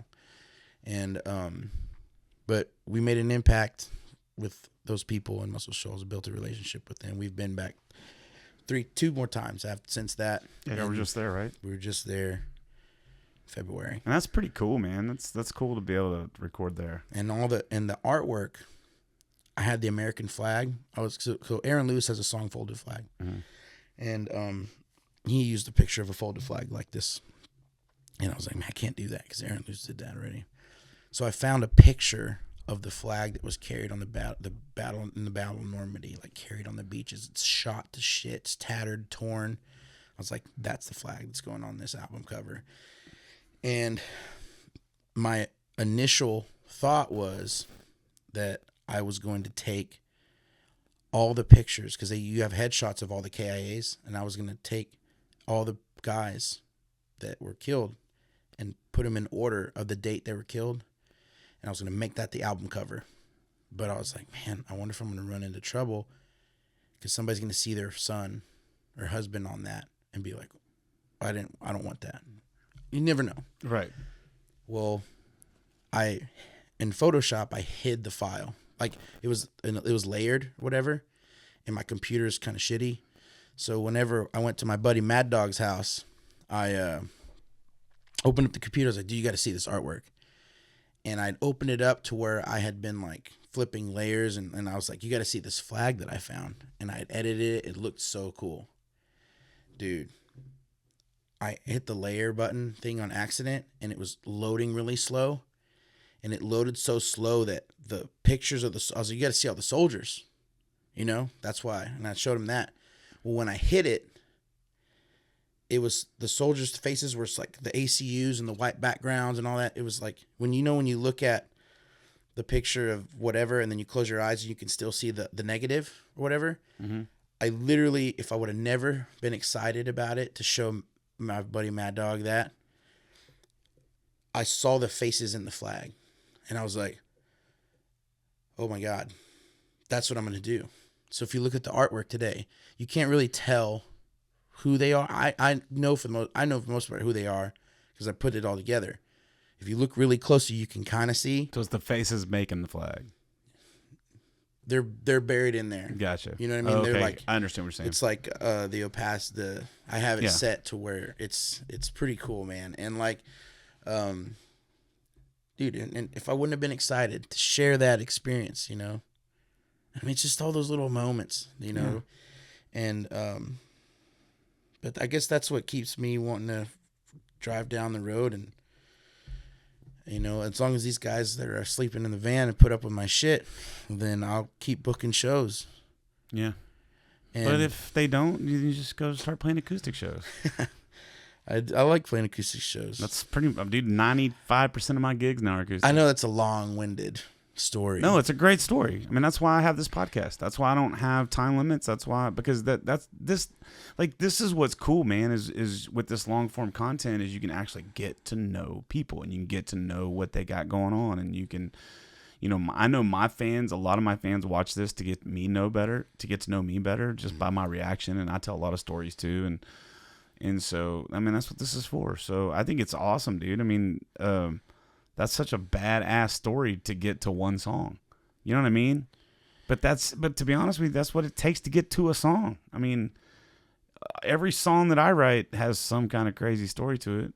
So, mad respect, dude. And it's a great song too. It's a great song. I think that the story,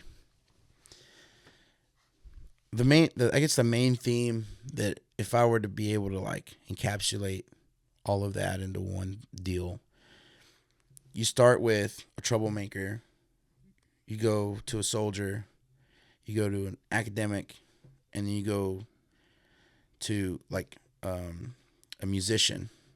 Yeah. How do you get to all those things? And then there's so much adversity in different levels. You know what I mean? It's like when I went to West Point, I started all over. I made it all the way to E5 and then turned in my card. I kind of knew what I was getting myself into, but I mean, like, I had to level the playing field with everybody. You know what I mean? There.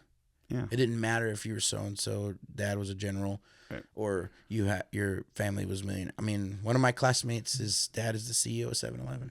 You know, and they got his picture hanging in the hotel there at the academy there. You know what I mean? Like, so you never, it's just such a wide breadth of people. Right? But all of that adversity that you went through in each one of those steps of your life leading up to where you are now is why you're able to go out and be a fucking road dog. Like, this is a hard life.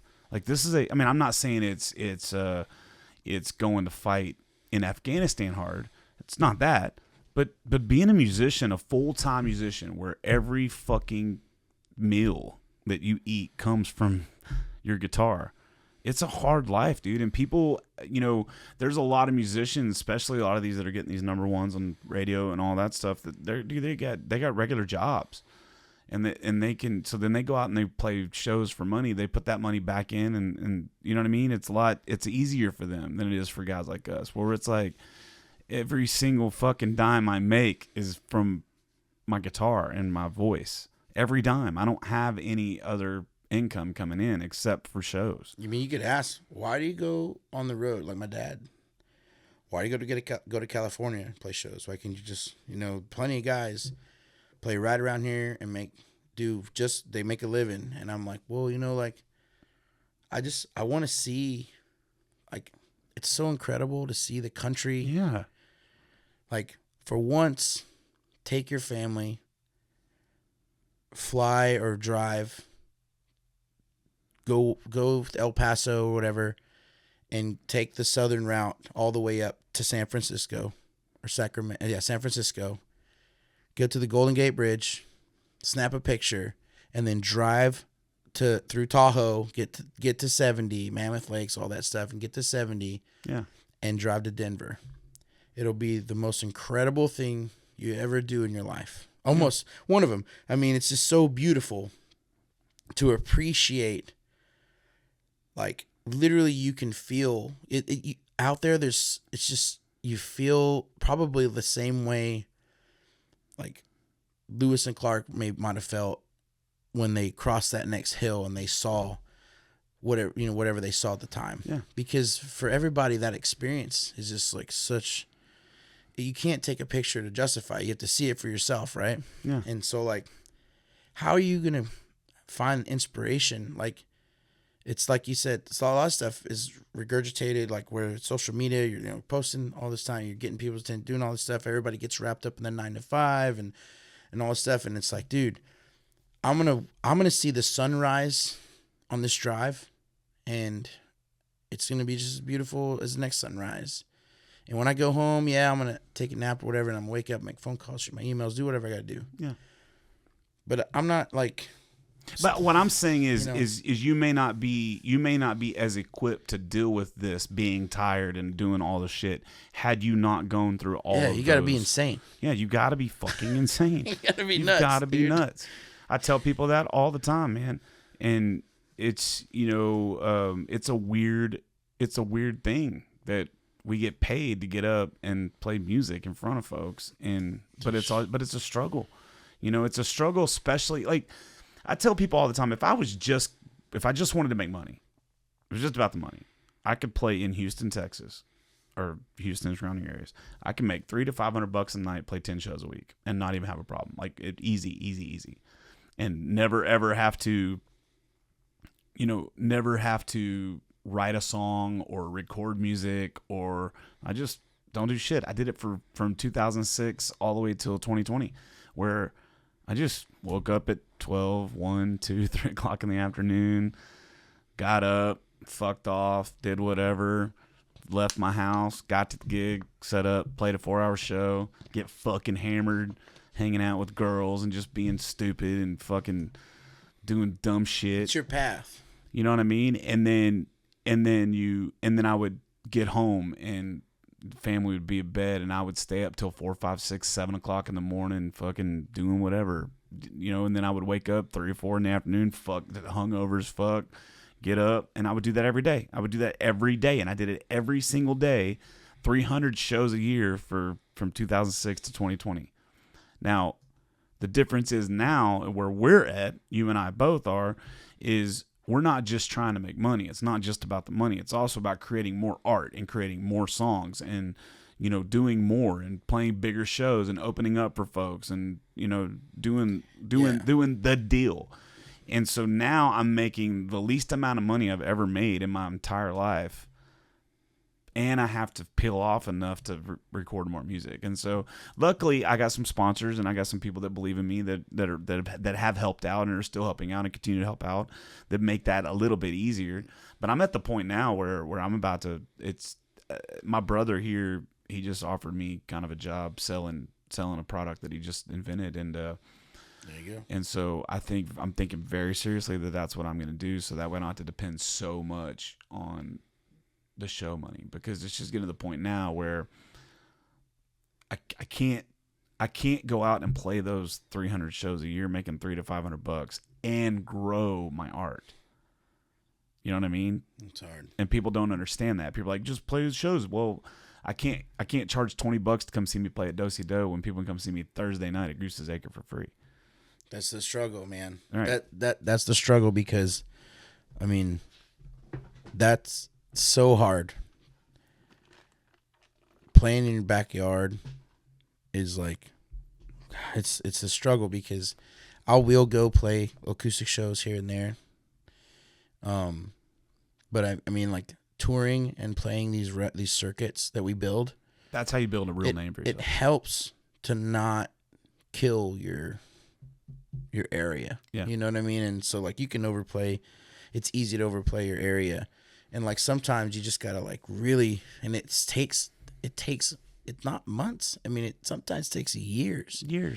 But, like, it's a very, very fine line that you play with, like, when you meet people that become fans or that help you or that do this. 5 years go by, I had a guy today, he knocked on the trailer door, and I was like, at my dad's place, and I was sitting there doing some work, and he comes in, he's like, hey, what's up, man? I was like, oh, man, I haven't seen you forever. He literally, like, helped do the carpentry work in our first little shuttle bus thing that we toured with that didn't last very long. It was old. But I was like, man, dude, 5 years. It's been 5 years since I saw you, pretty much, other than maybe a show here and there. But he's like, man, I see you're in another van. Yeah. But, like, that's what Will asked me. What's your goal? I said, and I didn't feel put on the spot by when he asked me that either. I was just like, I want to stay challenged. Yeah. As long as I continue to be challenged, I think I like what I'm doing. Well, there's no shortage of that in this industry. No. And so, like, I think, like, that is what it is. I mean, what am I addicted to? I'm addicted to the challenge. Yeah, you got to be. There's got to be something thrown off about you to choose to do this for a living. I'm addicted to challenge. Yeah, I mean, it's just my goal. I have a very simple goal. My goal is I want to play my songs for crowds that give a fuck. Like, that's what I want. You talk about that. That's my goal. That's my goal. So if that's my goal, then I got to get out of the fucking 3-hour, 4-hour cover shows in sports bars where I'm just playing Brown Eyed Girl and shit while somebody beats the shit out of a machine. You know what I mean? Well, we got this. I'm telling you, you put out new music. You do the Do-Si Do stuff.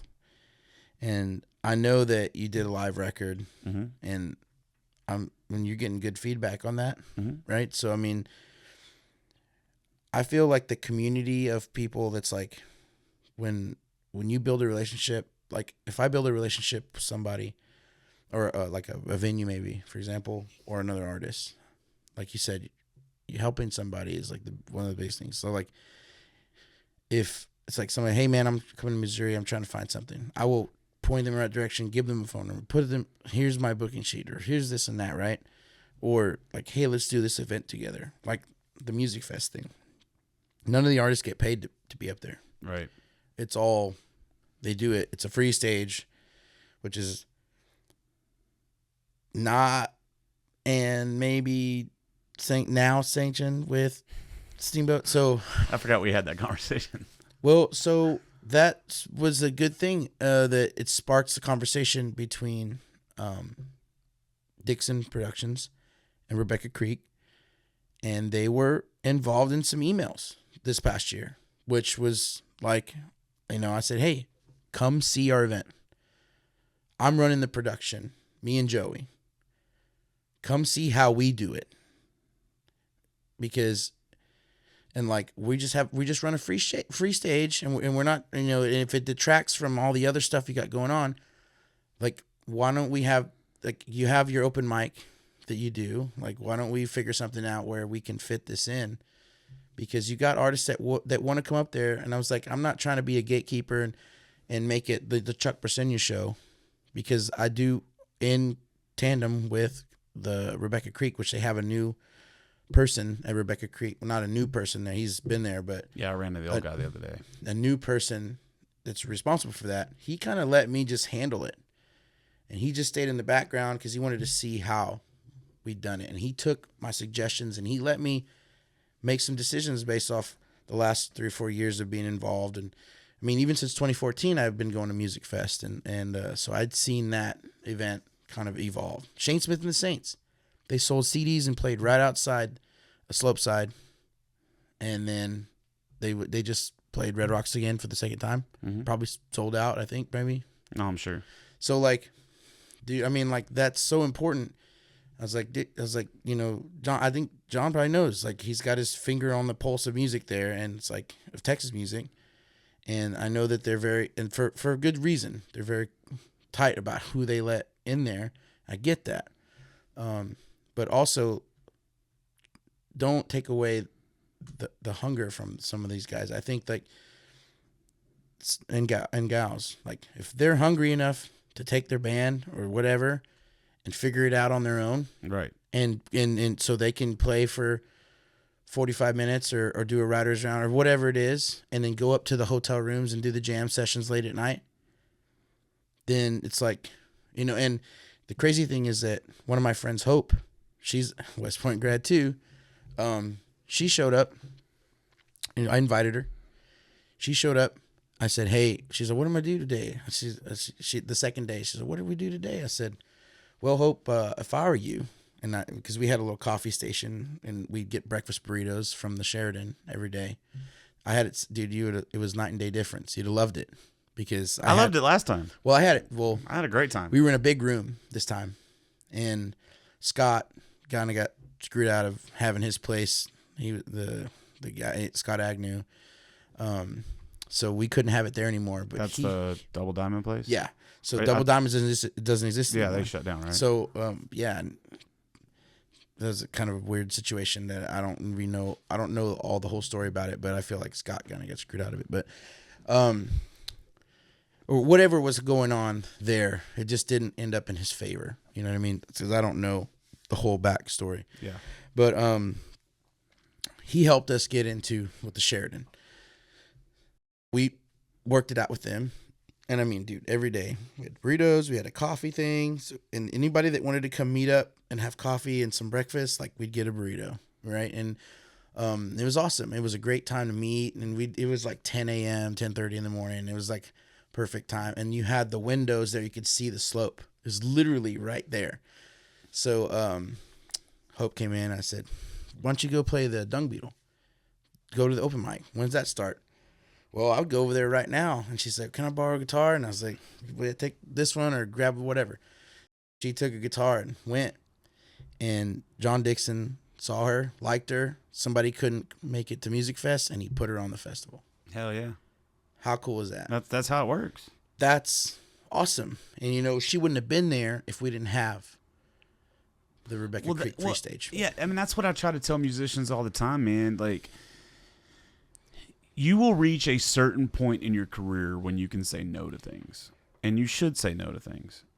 But until you reach that point, you've got to say yes to almost everything. Yeah. You have to. And and that trip I went up there, it cost me about $2,500, $3,000 for that trip is what it cost me to go up there. Expensive. And I didn't make any money. But man, like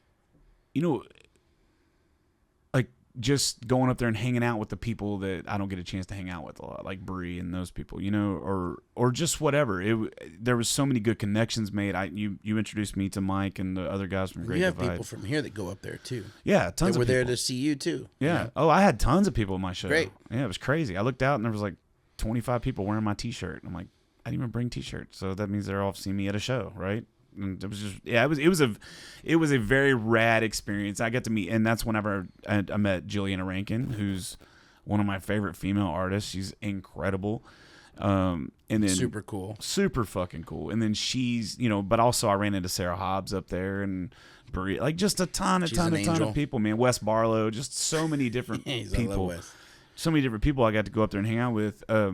You know, that particular trip, I did not suck all of the opportunities I could have out of it, just because it's a difficult time for me, because that is the same. My girl's birthday Yeah, I remember you is saying that week, and we had not been dating that long either. We just met each other in June of 2021, and this was 2023. Oh, we had been 2022. No, 23.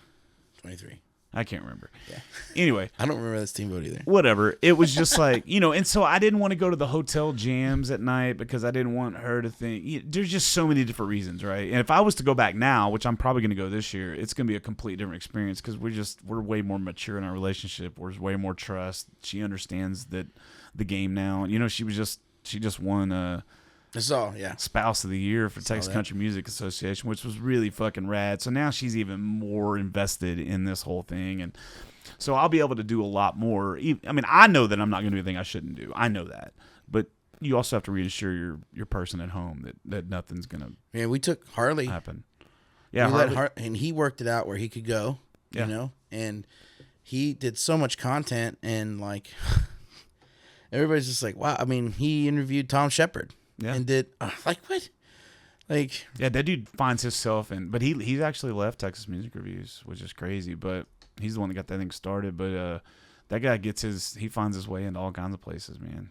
I'm really glad that I made friends with him. I mean, just because his outlook on a lot of things, Yeah, and he's such a just, good dude. you know that he's been through a lot, and that he just really like kind of radiates that. And I feel like you could talk to him, and there's just like no matter what you have going on, it's just kind of like a very calming, you know, interaction. It was not always that way, and he will tell you that I am one of the reasons why he actually pulled his head out of his ass, because there was a time, where he was just drinking a lot, and he was fucking over musicians, and he was, you know, because he was booking and not, you know, Harley's the kind, he's a hustler, right?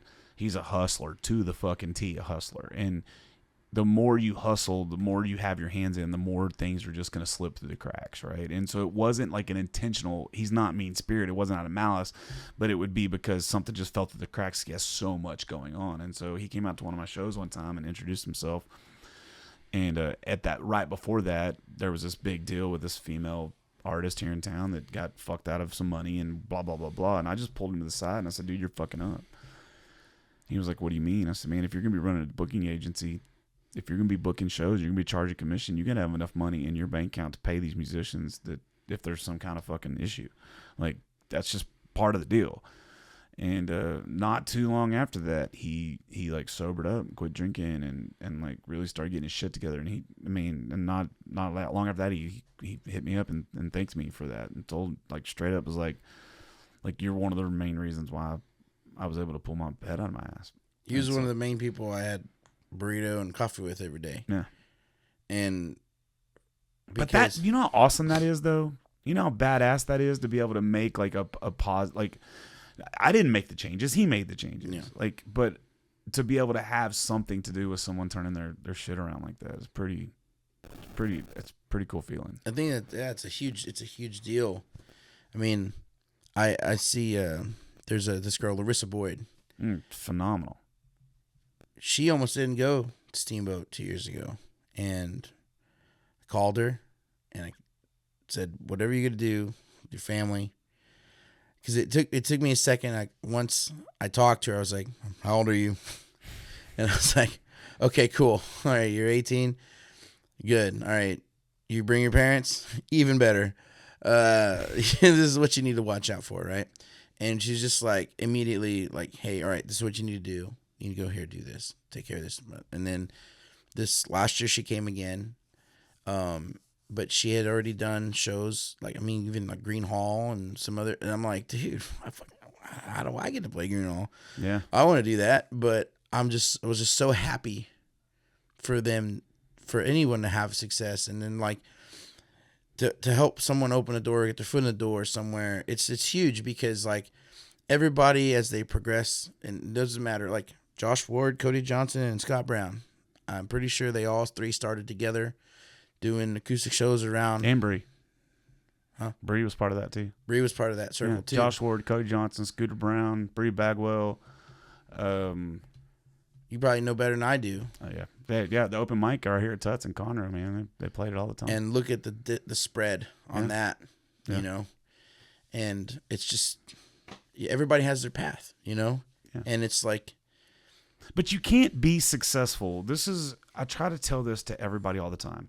You cannot, you can be, but it's not easy. You cannot be successful in this industry without building relationships, without fostering relationships. If you're one of these artists that, I say this all the time, if you're selling 500 tickets everywhere you go, ignore what I'm saying. 500 tickets or more, right? Because you can make a very comfortable living. You don't really fucking need anybody, right? You're already there. I mean, if you can go anywhere in this state, Texas, and sell 500 tickets, you can make a full-time, you're good. If you're below that, these are the people I'm talking about. If you're below that threshold, if you're on our level, your level, you know, you're selling 10 tickets, 15 tickets, 100 tickets. Now, here I can sell that, but I can't do that everywhere. You know what I mean?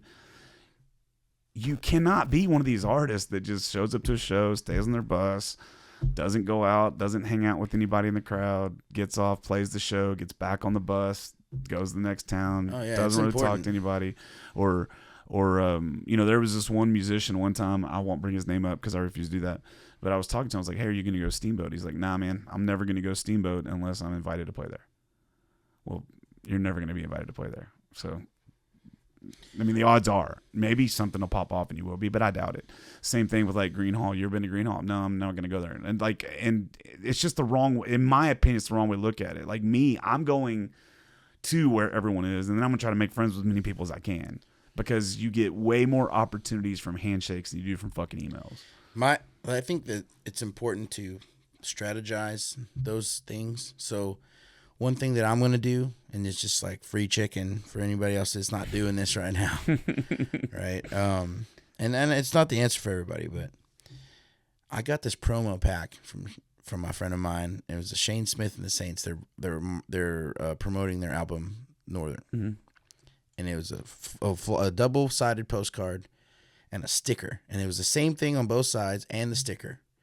So it's like, oh, I can stick that on the wall at a bar or in the bathroom. I can stick it anywhere. And if you're street, and that's for the street team. I'm like, okay, I'm thinking about that. I'm like, what if I, like, when you go and you get a backstage pass to a Whiskey Myers concert, you get a Whiskey Myers thing, and it's got a little white thing on there, and they write the date, and then they sign their signature to say that's good for today only. Yeah. Cool. If you build that with your QR code, Bands in Town does a QR code, and Bands in Town I've been the untapped resource for sure. I've been trying to grow that forever, and recently we've been exponentially growing that pretty good, just because I've been focusing on, hey, if you don't have the app, download it. Okay, you have it, all right, and then putting the QR code on our posters, whatever. You can order a box of these little TP deals that sit on bar tables. So if you're playing bars or clubs or somewhere where there's somewhat of a built-in crowd, but you're gonna do a show that maybe it's a ticketed show, and so normally they might have this and many people, but if it's a ticketed show, they might shy away from it. Right. Or maybe it's not ticketed, maybe it's a free show, but it's in a new market, and you want to generate buzz. How do you generate the buzz? I think that if you get these, you order a bunch of these little TP deals that go on the tables, and you talk with the venues and say, hey, you order because you can order 5,000 of them for like $400 or cheaper, probably. Yeah, probably cheaper than that. And you send them 10 to 15 with stickers to put like it'd be like a poster, but like a small little deal. And then it has the white thing, and you say, hey, look, all you got to do is take a Sharpie and write in the date of the show. The QR code's there. They'll click the QR code. Because you put too much information on a flyer or a thing, it's too much. It's overload. You want somebody to just kind of see it and say, name, QR code, picture, date. Okay, I'm going to take a picture of the QR code, because if there's no more to see because it's already on there, they're not going to click on the QR code. Right. Boom, go to Bands in Town. A lot of people won't click on it anyway. These guys are playing with Sawyer Brown. Oh, they played with Night Ranger. We did our freaking first arena show with Night Ranger. It's pretty fucking sweet. You know that? Sister Christian? Yeah. Right. So, like, they see that stuff, right? And they're like, oh, okay. Spotify. Facebook. Oh, I like them. Instagram. Boom. All right. RSVP here. Boom. All right, we're going. Then, when you get there, right, and there's people there, I try as many times as I can to get there a little early and then make sure I go talk, especially when there's like 20 people there. I'll shake everybody's hand. Hey, my name's Chuck. I just wanted you. And sometimes they're not even there really to see the show. They just know that there's live music. They don't know who you are. But then you make an effort to go introduce yourself. Man, I've had consistently what we see at our shows when we do get some people in there that have never seen us, or maybe they weren't even there for the show, they stay the entire show. Yeah. And I'm like, okay, that's got to be a good sign. Yeah. And they buy merch and they do this stuff, and like having you got to have merch. But it's so like, if you don't have somebody bankrolling you, and we get help from time to time, but nobody's bankrolling us. Right. Same with me. So like all those things, like $400, that's hard for me to do. Yeah. It's so hard. Yeah. But if I could go and book an extra acoustic show here or there, and I make a couple $100 and I set aside a little bit of money, okay, it's in my best interest to have that stuff. But I still can't take away from the collective, because there's been times my band's on salary. They get paid per week, no matter how many shows we play. If we don't play any shows, they still get paid. But if you don't think that there's been times where I haven't been able to pay them, and I've had to go and say, hey man, I can't pay you in like 3 weeks, because I project all my cash flow. I'm like, I can't pay you in 3 weeks unless this changes, and I just don't see that happening. Yeah. And they can plan for it if they're in your corner. Yeah, pick up other shows or whatever. Now, this isn't the case for everybody, but Joey and Todd, bass player and drummer, we live together, and with my VA stuff, I can able to help pay the rent and do some other things, but like we're not homeless, right. So like, which would be really scary, and we make it almost nearly impossible to do what we're doing. But man, everybody in that band, they're in there sleeping, is 100% team players. Yeah. To even just be here right now and let me do this, and I dropped the ball, but like I knew that it wasn't gonna, it's so hard to explain the situation of like, man, it's like I've got 100 matchsticks standing up, and one of them fell over, and I just wasn't able to keep them all together. And it's just a consistent thing like that. And it's not that I'm overwhelmed. It's just that, it's the business, bro. You get tired and exhausted, and it's this business, man. It's this business. The one thing that like we can't afford to have a fucking off day in this business on this level, because it just fucks you. It makes the next 4 days off. Miss family. For me, I don't have any family in Missouri. I've got my mom lives in Oklahoma. My grandma my grandma raised me, and grandma and grandpa raised me. My grandma's still around, but I just got to see her for Mother's Day. Thank God she's healthy. Sweet. About to be 87. She's awesome. But like, I told my dad, I was like, man, I miss you. He's working a turnaround. He hasn't had a day off since we saw him for the eclipse. And man, dude, trying to make those moments with your family too. So like, I feel like when you have a pretty awesome family, your girlfriend is great, and I know your son is a manager. Is he still doing? Yeah, I got my oldest son's a manager. Yeah. So like, you've got, man, and they're here. Yeah. And like, I don't know. Like, if I had that, I don't know if I would be in, like, it feels like I'm in Alaska. You know what I mean? Like, Yeah, you would.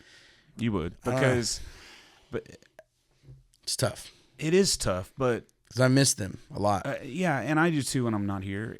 But the deal is like, this is what I do.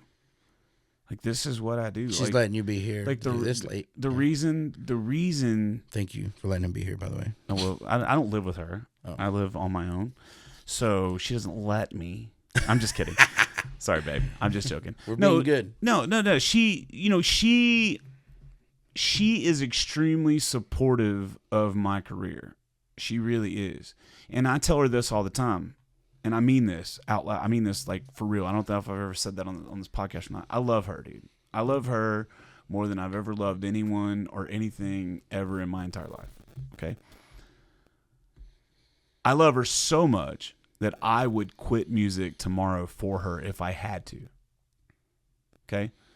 But one of the reasons why I love her so much is because She wouldn't let you do it. she wouldn't let me quit music. Now, if something happened and she got sick and she couldn't work anymore, or, whatever, if there was a reason why I had to stop playing music or at least not do it full time, Yeah. I would do it in a heartbeat for her. But I'm never going to be with anybody that's going to try to tell me what I can and can't do. So it's got to be a reason that, like I said, to get sick or whatever, man. I mean, all kinds I feel like of shit that's the happen. only thing that I would really appreciate would be like to have like a partner. Yeah. And I had a girlfriend that she was around for a while, and she was on the road with us for a little bit, and she's awesome, and we're still friends, and I don't know if you'd call her girlfriend, but she was there. She was just there and awesome, and but you knew that was probably not. I knew that probably wasn't going to be a permanent. Well, I think solution. it's hard for all of us, man. It's a very difficult situation. So, I think I passed up maybe on the one, maybe I didn't. I don't know. well, when I left my left my wife, my ex-wife, when I left my ex-wife, we had grown so far apart that there was no saving that relationship. And we didn't fight a lot. It wasn't that. It had nothing with fighting. But I was unfaithful. 100% I was. And because I wasn't happy and because I was looking for an escape and whatever. It doesn't matter. There's no justifying, but I was unfaithful. Well, after I left her, I went through this like 3-year phase of just like dating, kind of screwing around, just being stupid. You know what I mean? Just no standards, just being crazy. And but no one had a real shot. Like I don't know how many girls I passed up on that might have worked out. I don't know. But none of them had a real shot because I wasn't open. You know what I mean? I kind of was infatuated with this young girl that was way too young, and That's how they get you. oh, dude, it was bad. And but she's fat now, so who cares? Oh my god! And so, I really don't even know that. I just said that to be mean. I don't even know. And so, so it's just like She's fucking eating Cheetos. I really don't know because I don't care. She's watching you. Like, But- watches every episode, waiting for you to say her name. And so I would be like, I would date a chick for a couple weeks or 3 weeks or 4 weeks. And I even dated one girl for 5 months, knowing good well that this shit was not going to work out. But then whenever I found Candace, it was like, I knew that in order for me to make this work, I'm going to have to treat her different than I've ever treated any woman ever. I'm going to have to be completely open, completely honest. And I literally set her down 2 weeks in our relationship. I remember it like it was yesterday. I set her down on her living room couch, and I said, we need to have a talk. I really like you a lot, may even love you. But if we're going to continue this has all got to come out. And I basically went down the fucking laundry list of all the shit. So she knows everything about me. She knows every fucking thing. And so, because I I wanted it all out there on the table because I didn't want anything to come back and her find something out or whatever. I just wanted it all out there on the table. And I also knew that I was going to have to be completely transparent with her and open with her if I was going to make it work, right? And so she immediately got access to my phone. She immediately got my location. She immediately, because I was done being the crazy fuck, right? I was done texting girls, and I'm done with all that shit. I'm done. I don't need it. I got it all through my system. And so when I met Candace, it was like, I'm ready. Like, I'm ready to have a real relationship. I don't even think I was ever really ready for that with my marriage. You know what I mean? But I was really ready for that.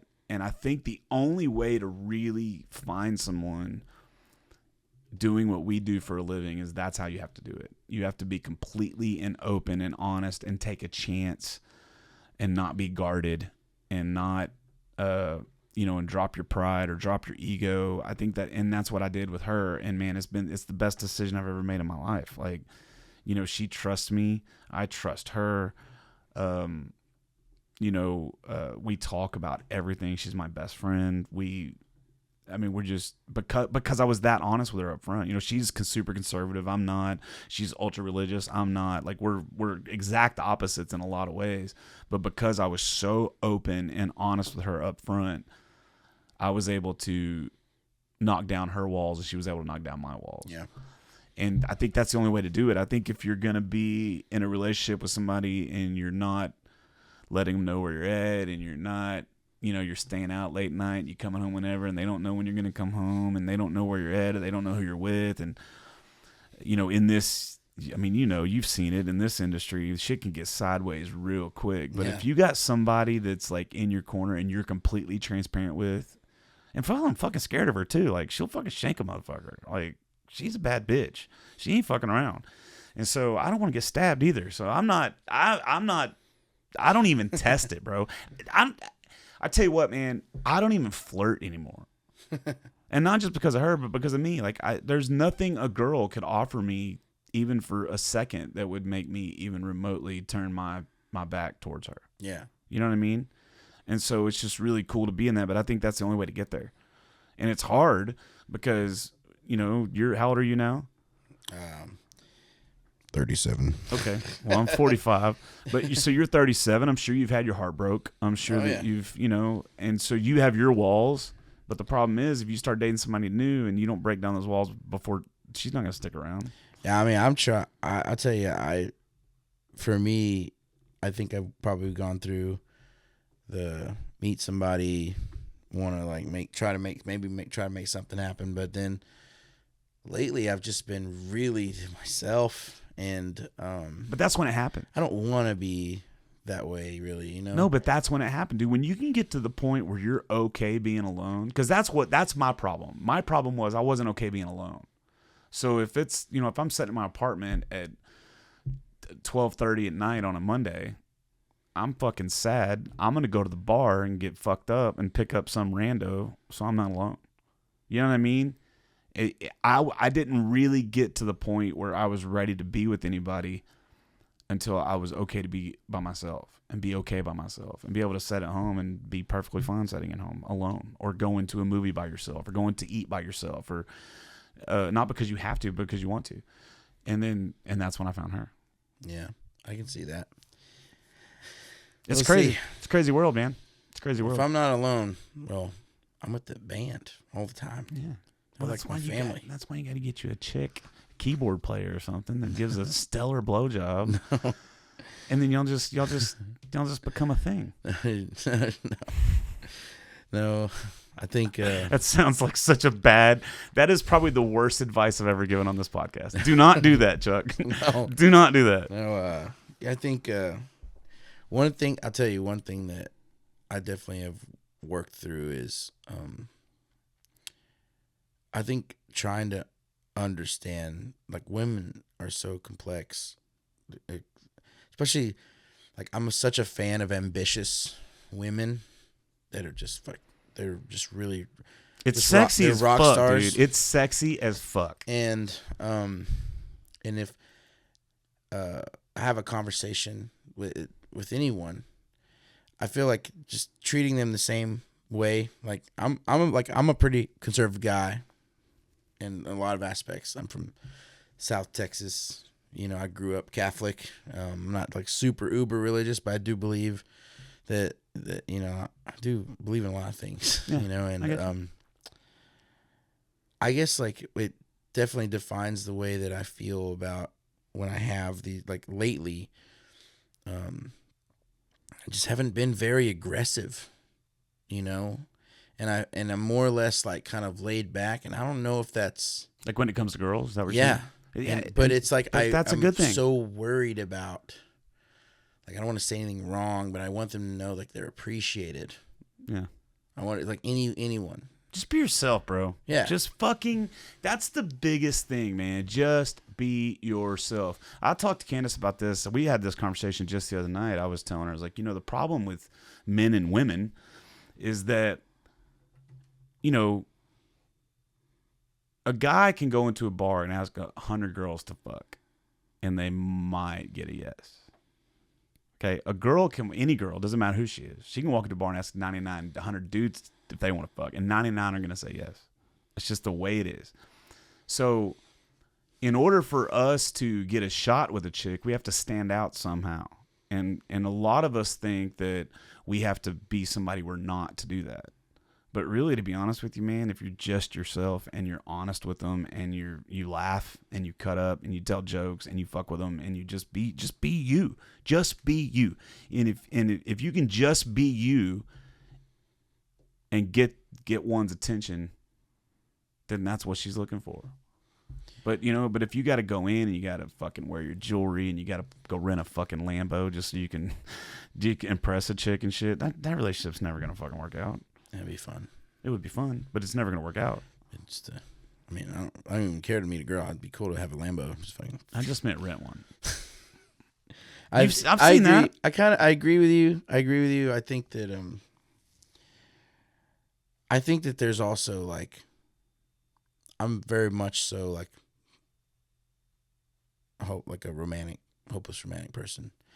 So like, I'm just like waiting for the chance maybe that someone that if I meet someone and I let them, I don't know, man. I've had so many relationships in the past where I've made these strong connections that continue, and then it's like you might take a step away, but it's still there, and then you realize it's still there, and it's like, wait a minute, like what, Yeah. what, you know? And I'm just like, and my heart has just been through that so much. I mean, like, it's so difficult, man. I recently had asked someone that, you know, was kind of like, you know, cared about, that was like, we both kind of realized that this sucks. We're not going to do this or whatever. And I was like, hey, like, I can't stand seeing like you like doing this and saying this.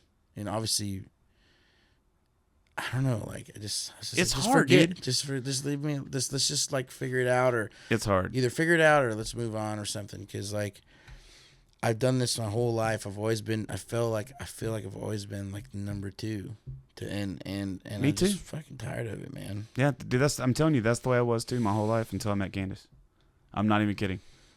I'm not kidding. I felt that way. I mean, even my ex-wife, when we first started talking, I was like, she was 20. I was like 23 or something. And we went out, or I met her, we hung out the whole night or whatever. And the next thing you know, she's dating like my best friend.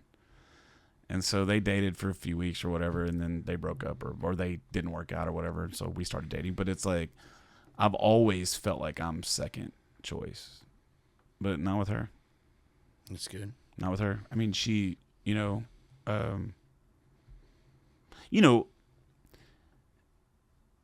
you got to play second fiddle to like her career and her kid, you know, but those are both things that I think you have to be okay with, especially whenever they have to play second fiddle to your career and your kid. And with music and shows, you don't want to be the second choice either. Like, I mean, like, it's like, how are you gonna like?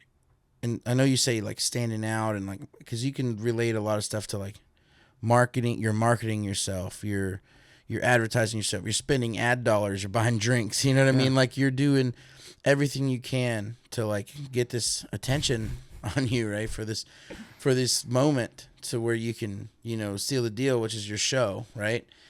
And I feel like, yeah, I mean, definitely you want your show to be yourself, you want that. And but the people that are coming to these shows, or they're going to be there, whether they're residual or they're ticket buyers or hard tickets, or they're just happen to walk in and be like, wow, this is awesome. I'm so grateful which is some of the coolest people that we've ever made fans with, that we're just like, oh, we didn't even know. And so like how, like, you don't want to be second, and like and for me, like, I hate feeling that way. And it's for somebody, like, you get told no so many times in music, and you just, I don't know, like, you have to be a little fucking crazy and persistent and insane to, like, just really continue. But I don't know, like, if I can have, like, one veteran come up and say, man, we really loved your Folded Flag song, and it really, I had a rough time, and this is reminding me of so much, dude. And man, I'm so thankful, dude. I've had a lot of friends from that deployment commit suicide. Yeah.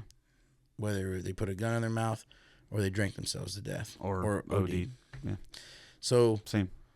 Like, what are you gonna do, like, when you're old? And like, I say this a lot of times lately. It's like, people are like, man, dude, you just played, you sat down and you played, you didn't take a break or nothing. And I'm just like, well, one of these days I'm not gonna be able to play. And I don't want to think back to that time and be like, man, I should have just played that one more song. Yeah. Or if I'm tired and I'm like, man, how do I get through this? How do I keep a smile on my face? And like trying to find the guys that can do that too.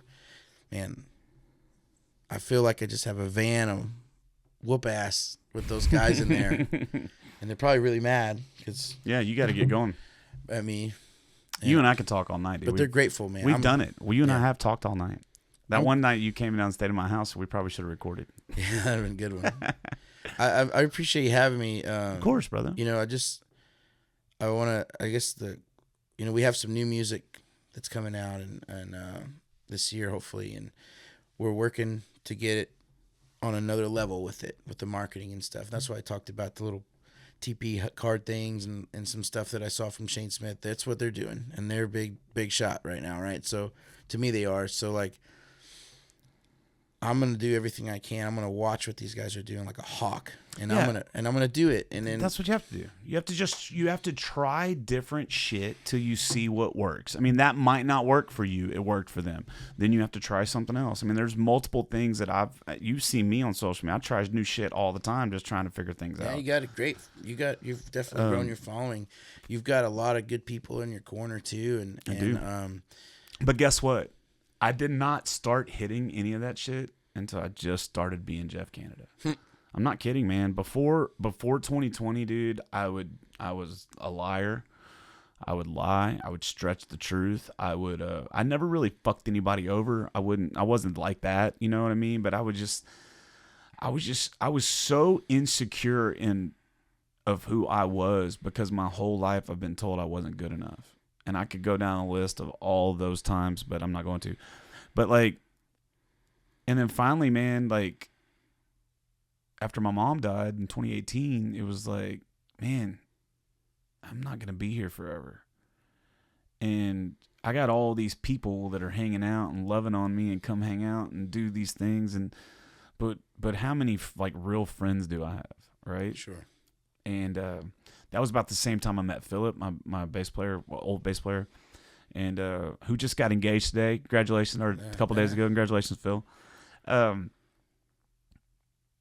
It was through him, really, man. It was through him, and then through my divorce, that I just finally said, you know what, dude, I'm not pretending anymore.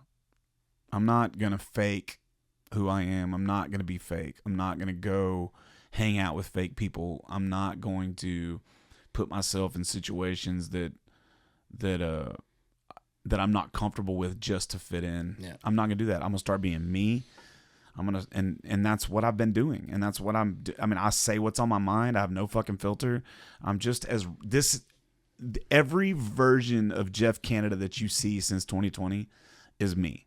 I treat everybody the same. A lot of people don't like me because of it, and that's okay.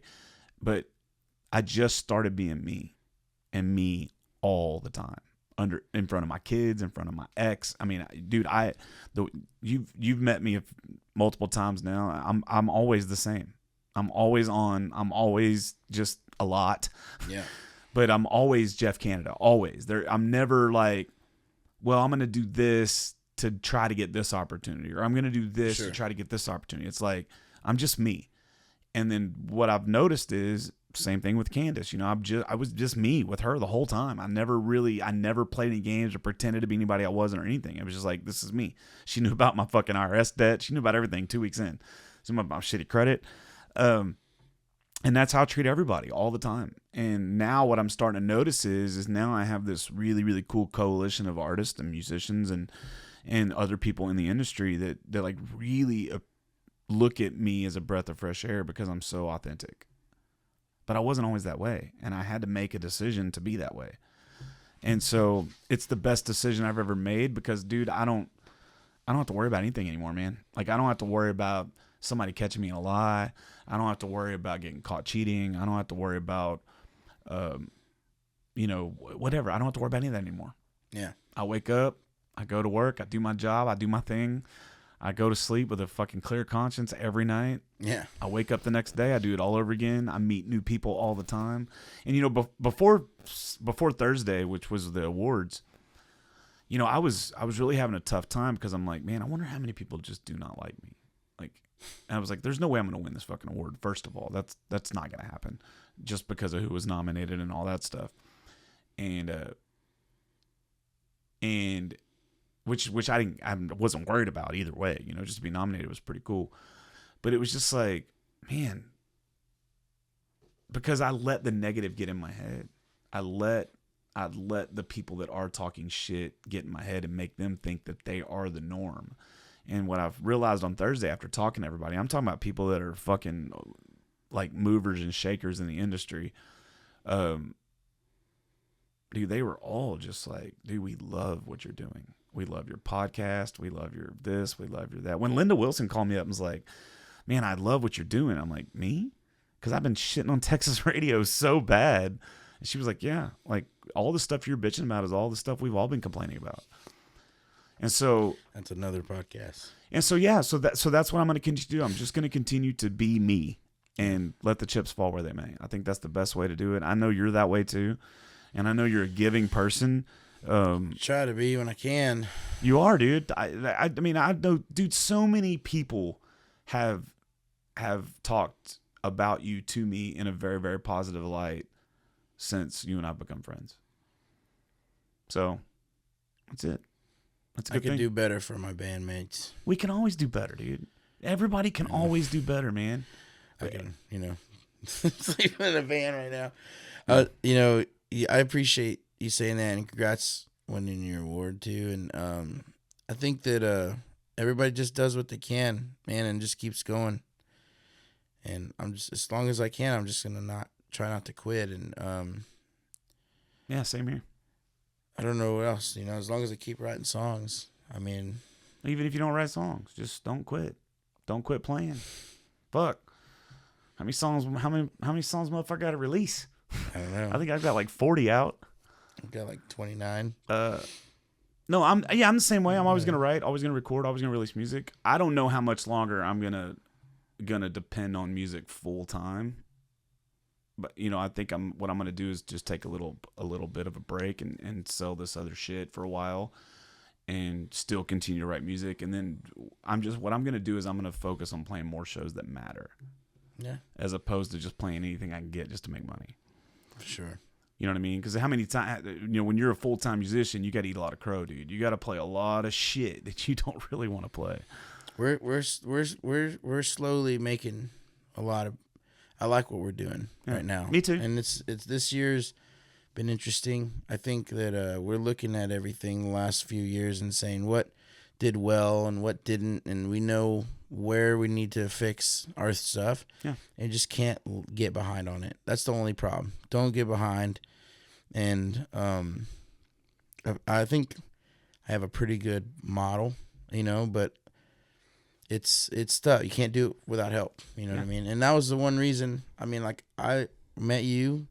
Now we do this podcast. You came up there and did the thing there too in Steamboat, and it's like we're in Beaumont. This is a little bit out of the way, A little bit, but definitely has to be done. Yeah. Because it's a mutual effort. You know, hey, I will drive, you know, whatever it is out of the way to come see you. And because we talked about this, and I believe in what you're doing. I believe in what a lot of people are doing. If they're just giving an effort and they're trying, yeah, you should try to show up, you know, and that's really, if I can't do anything else, like, I'm going to show up. yeah. That's why I am too. You know what I mean? And yeah. Well, So I hope people show up and listen to this new music we're putting out. we're going to, and we're going to promote the fuck out of it when it comes out. Oh, dude, I'll show you some of it when we get I'll out throw here. you. I'll throw whatever your first single is. I'll throw it on my weekly jams playlist. That's doing pretty good. I got a pretty good little following on that Play it thing. for you here in a minute.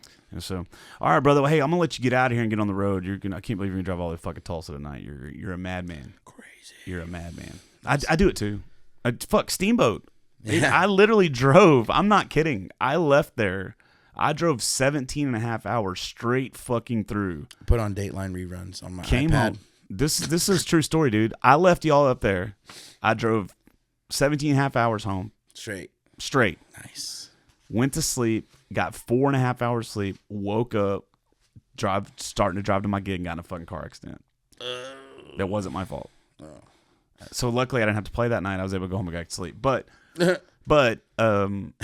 and they still paid me for the gig, which was really rad.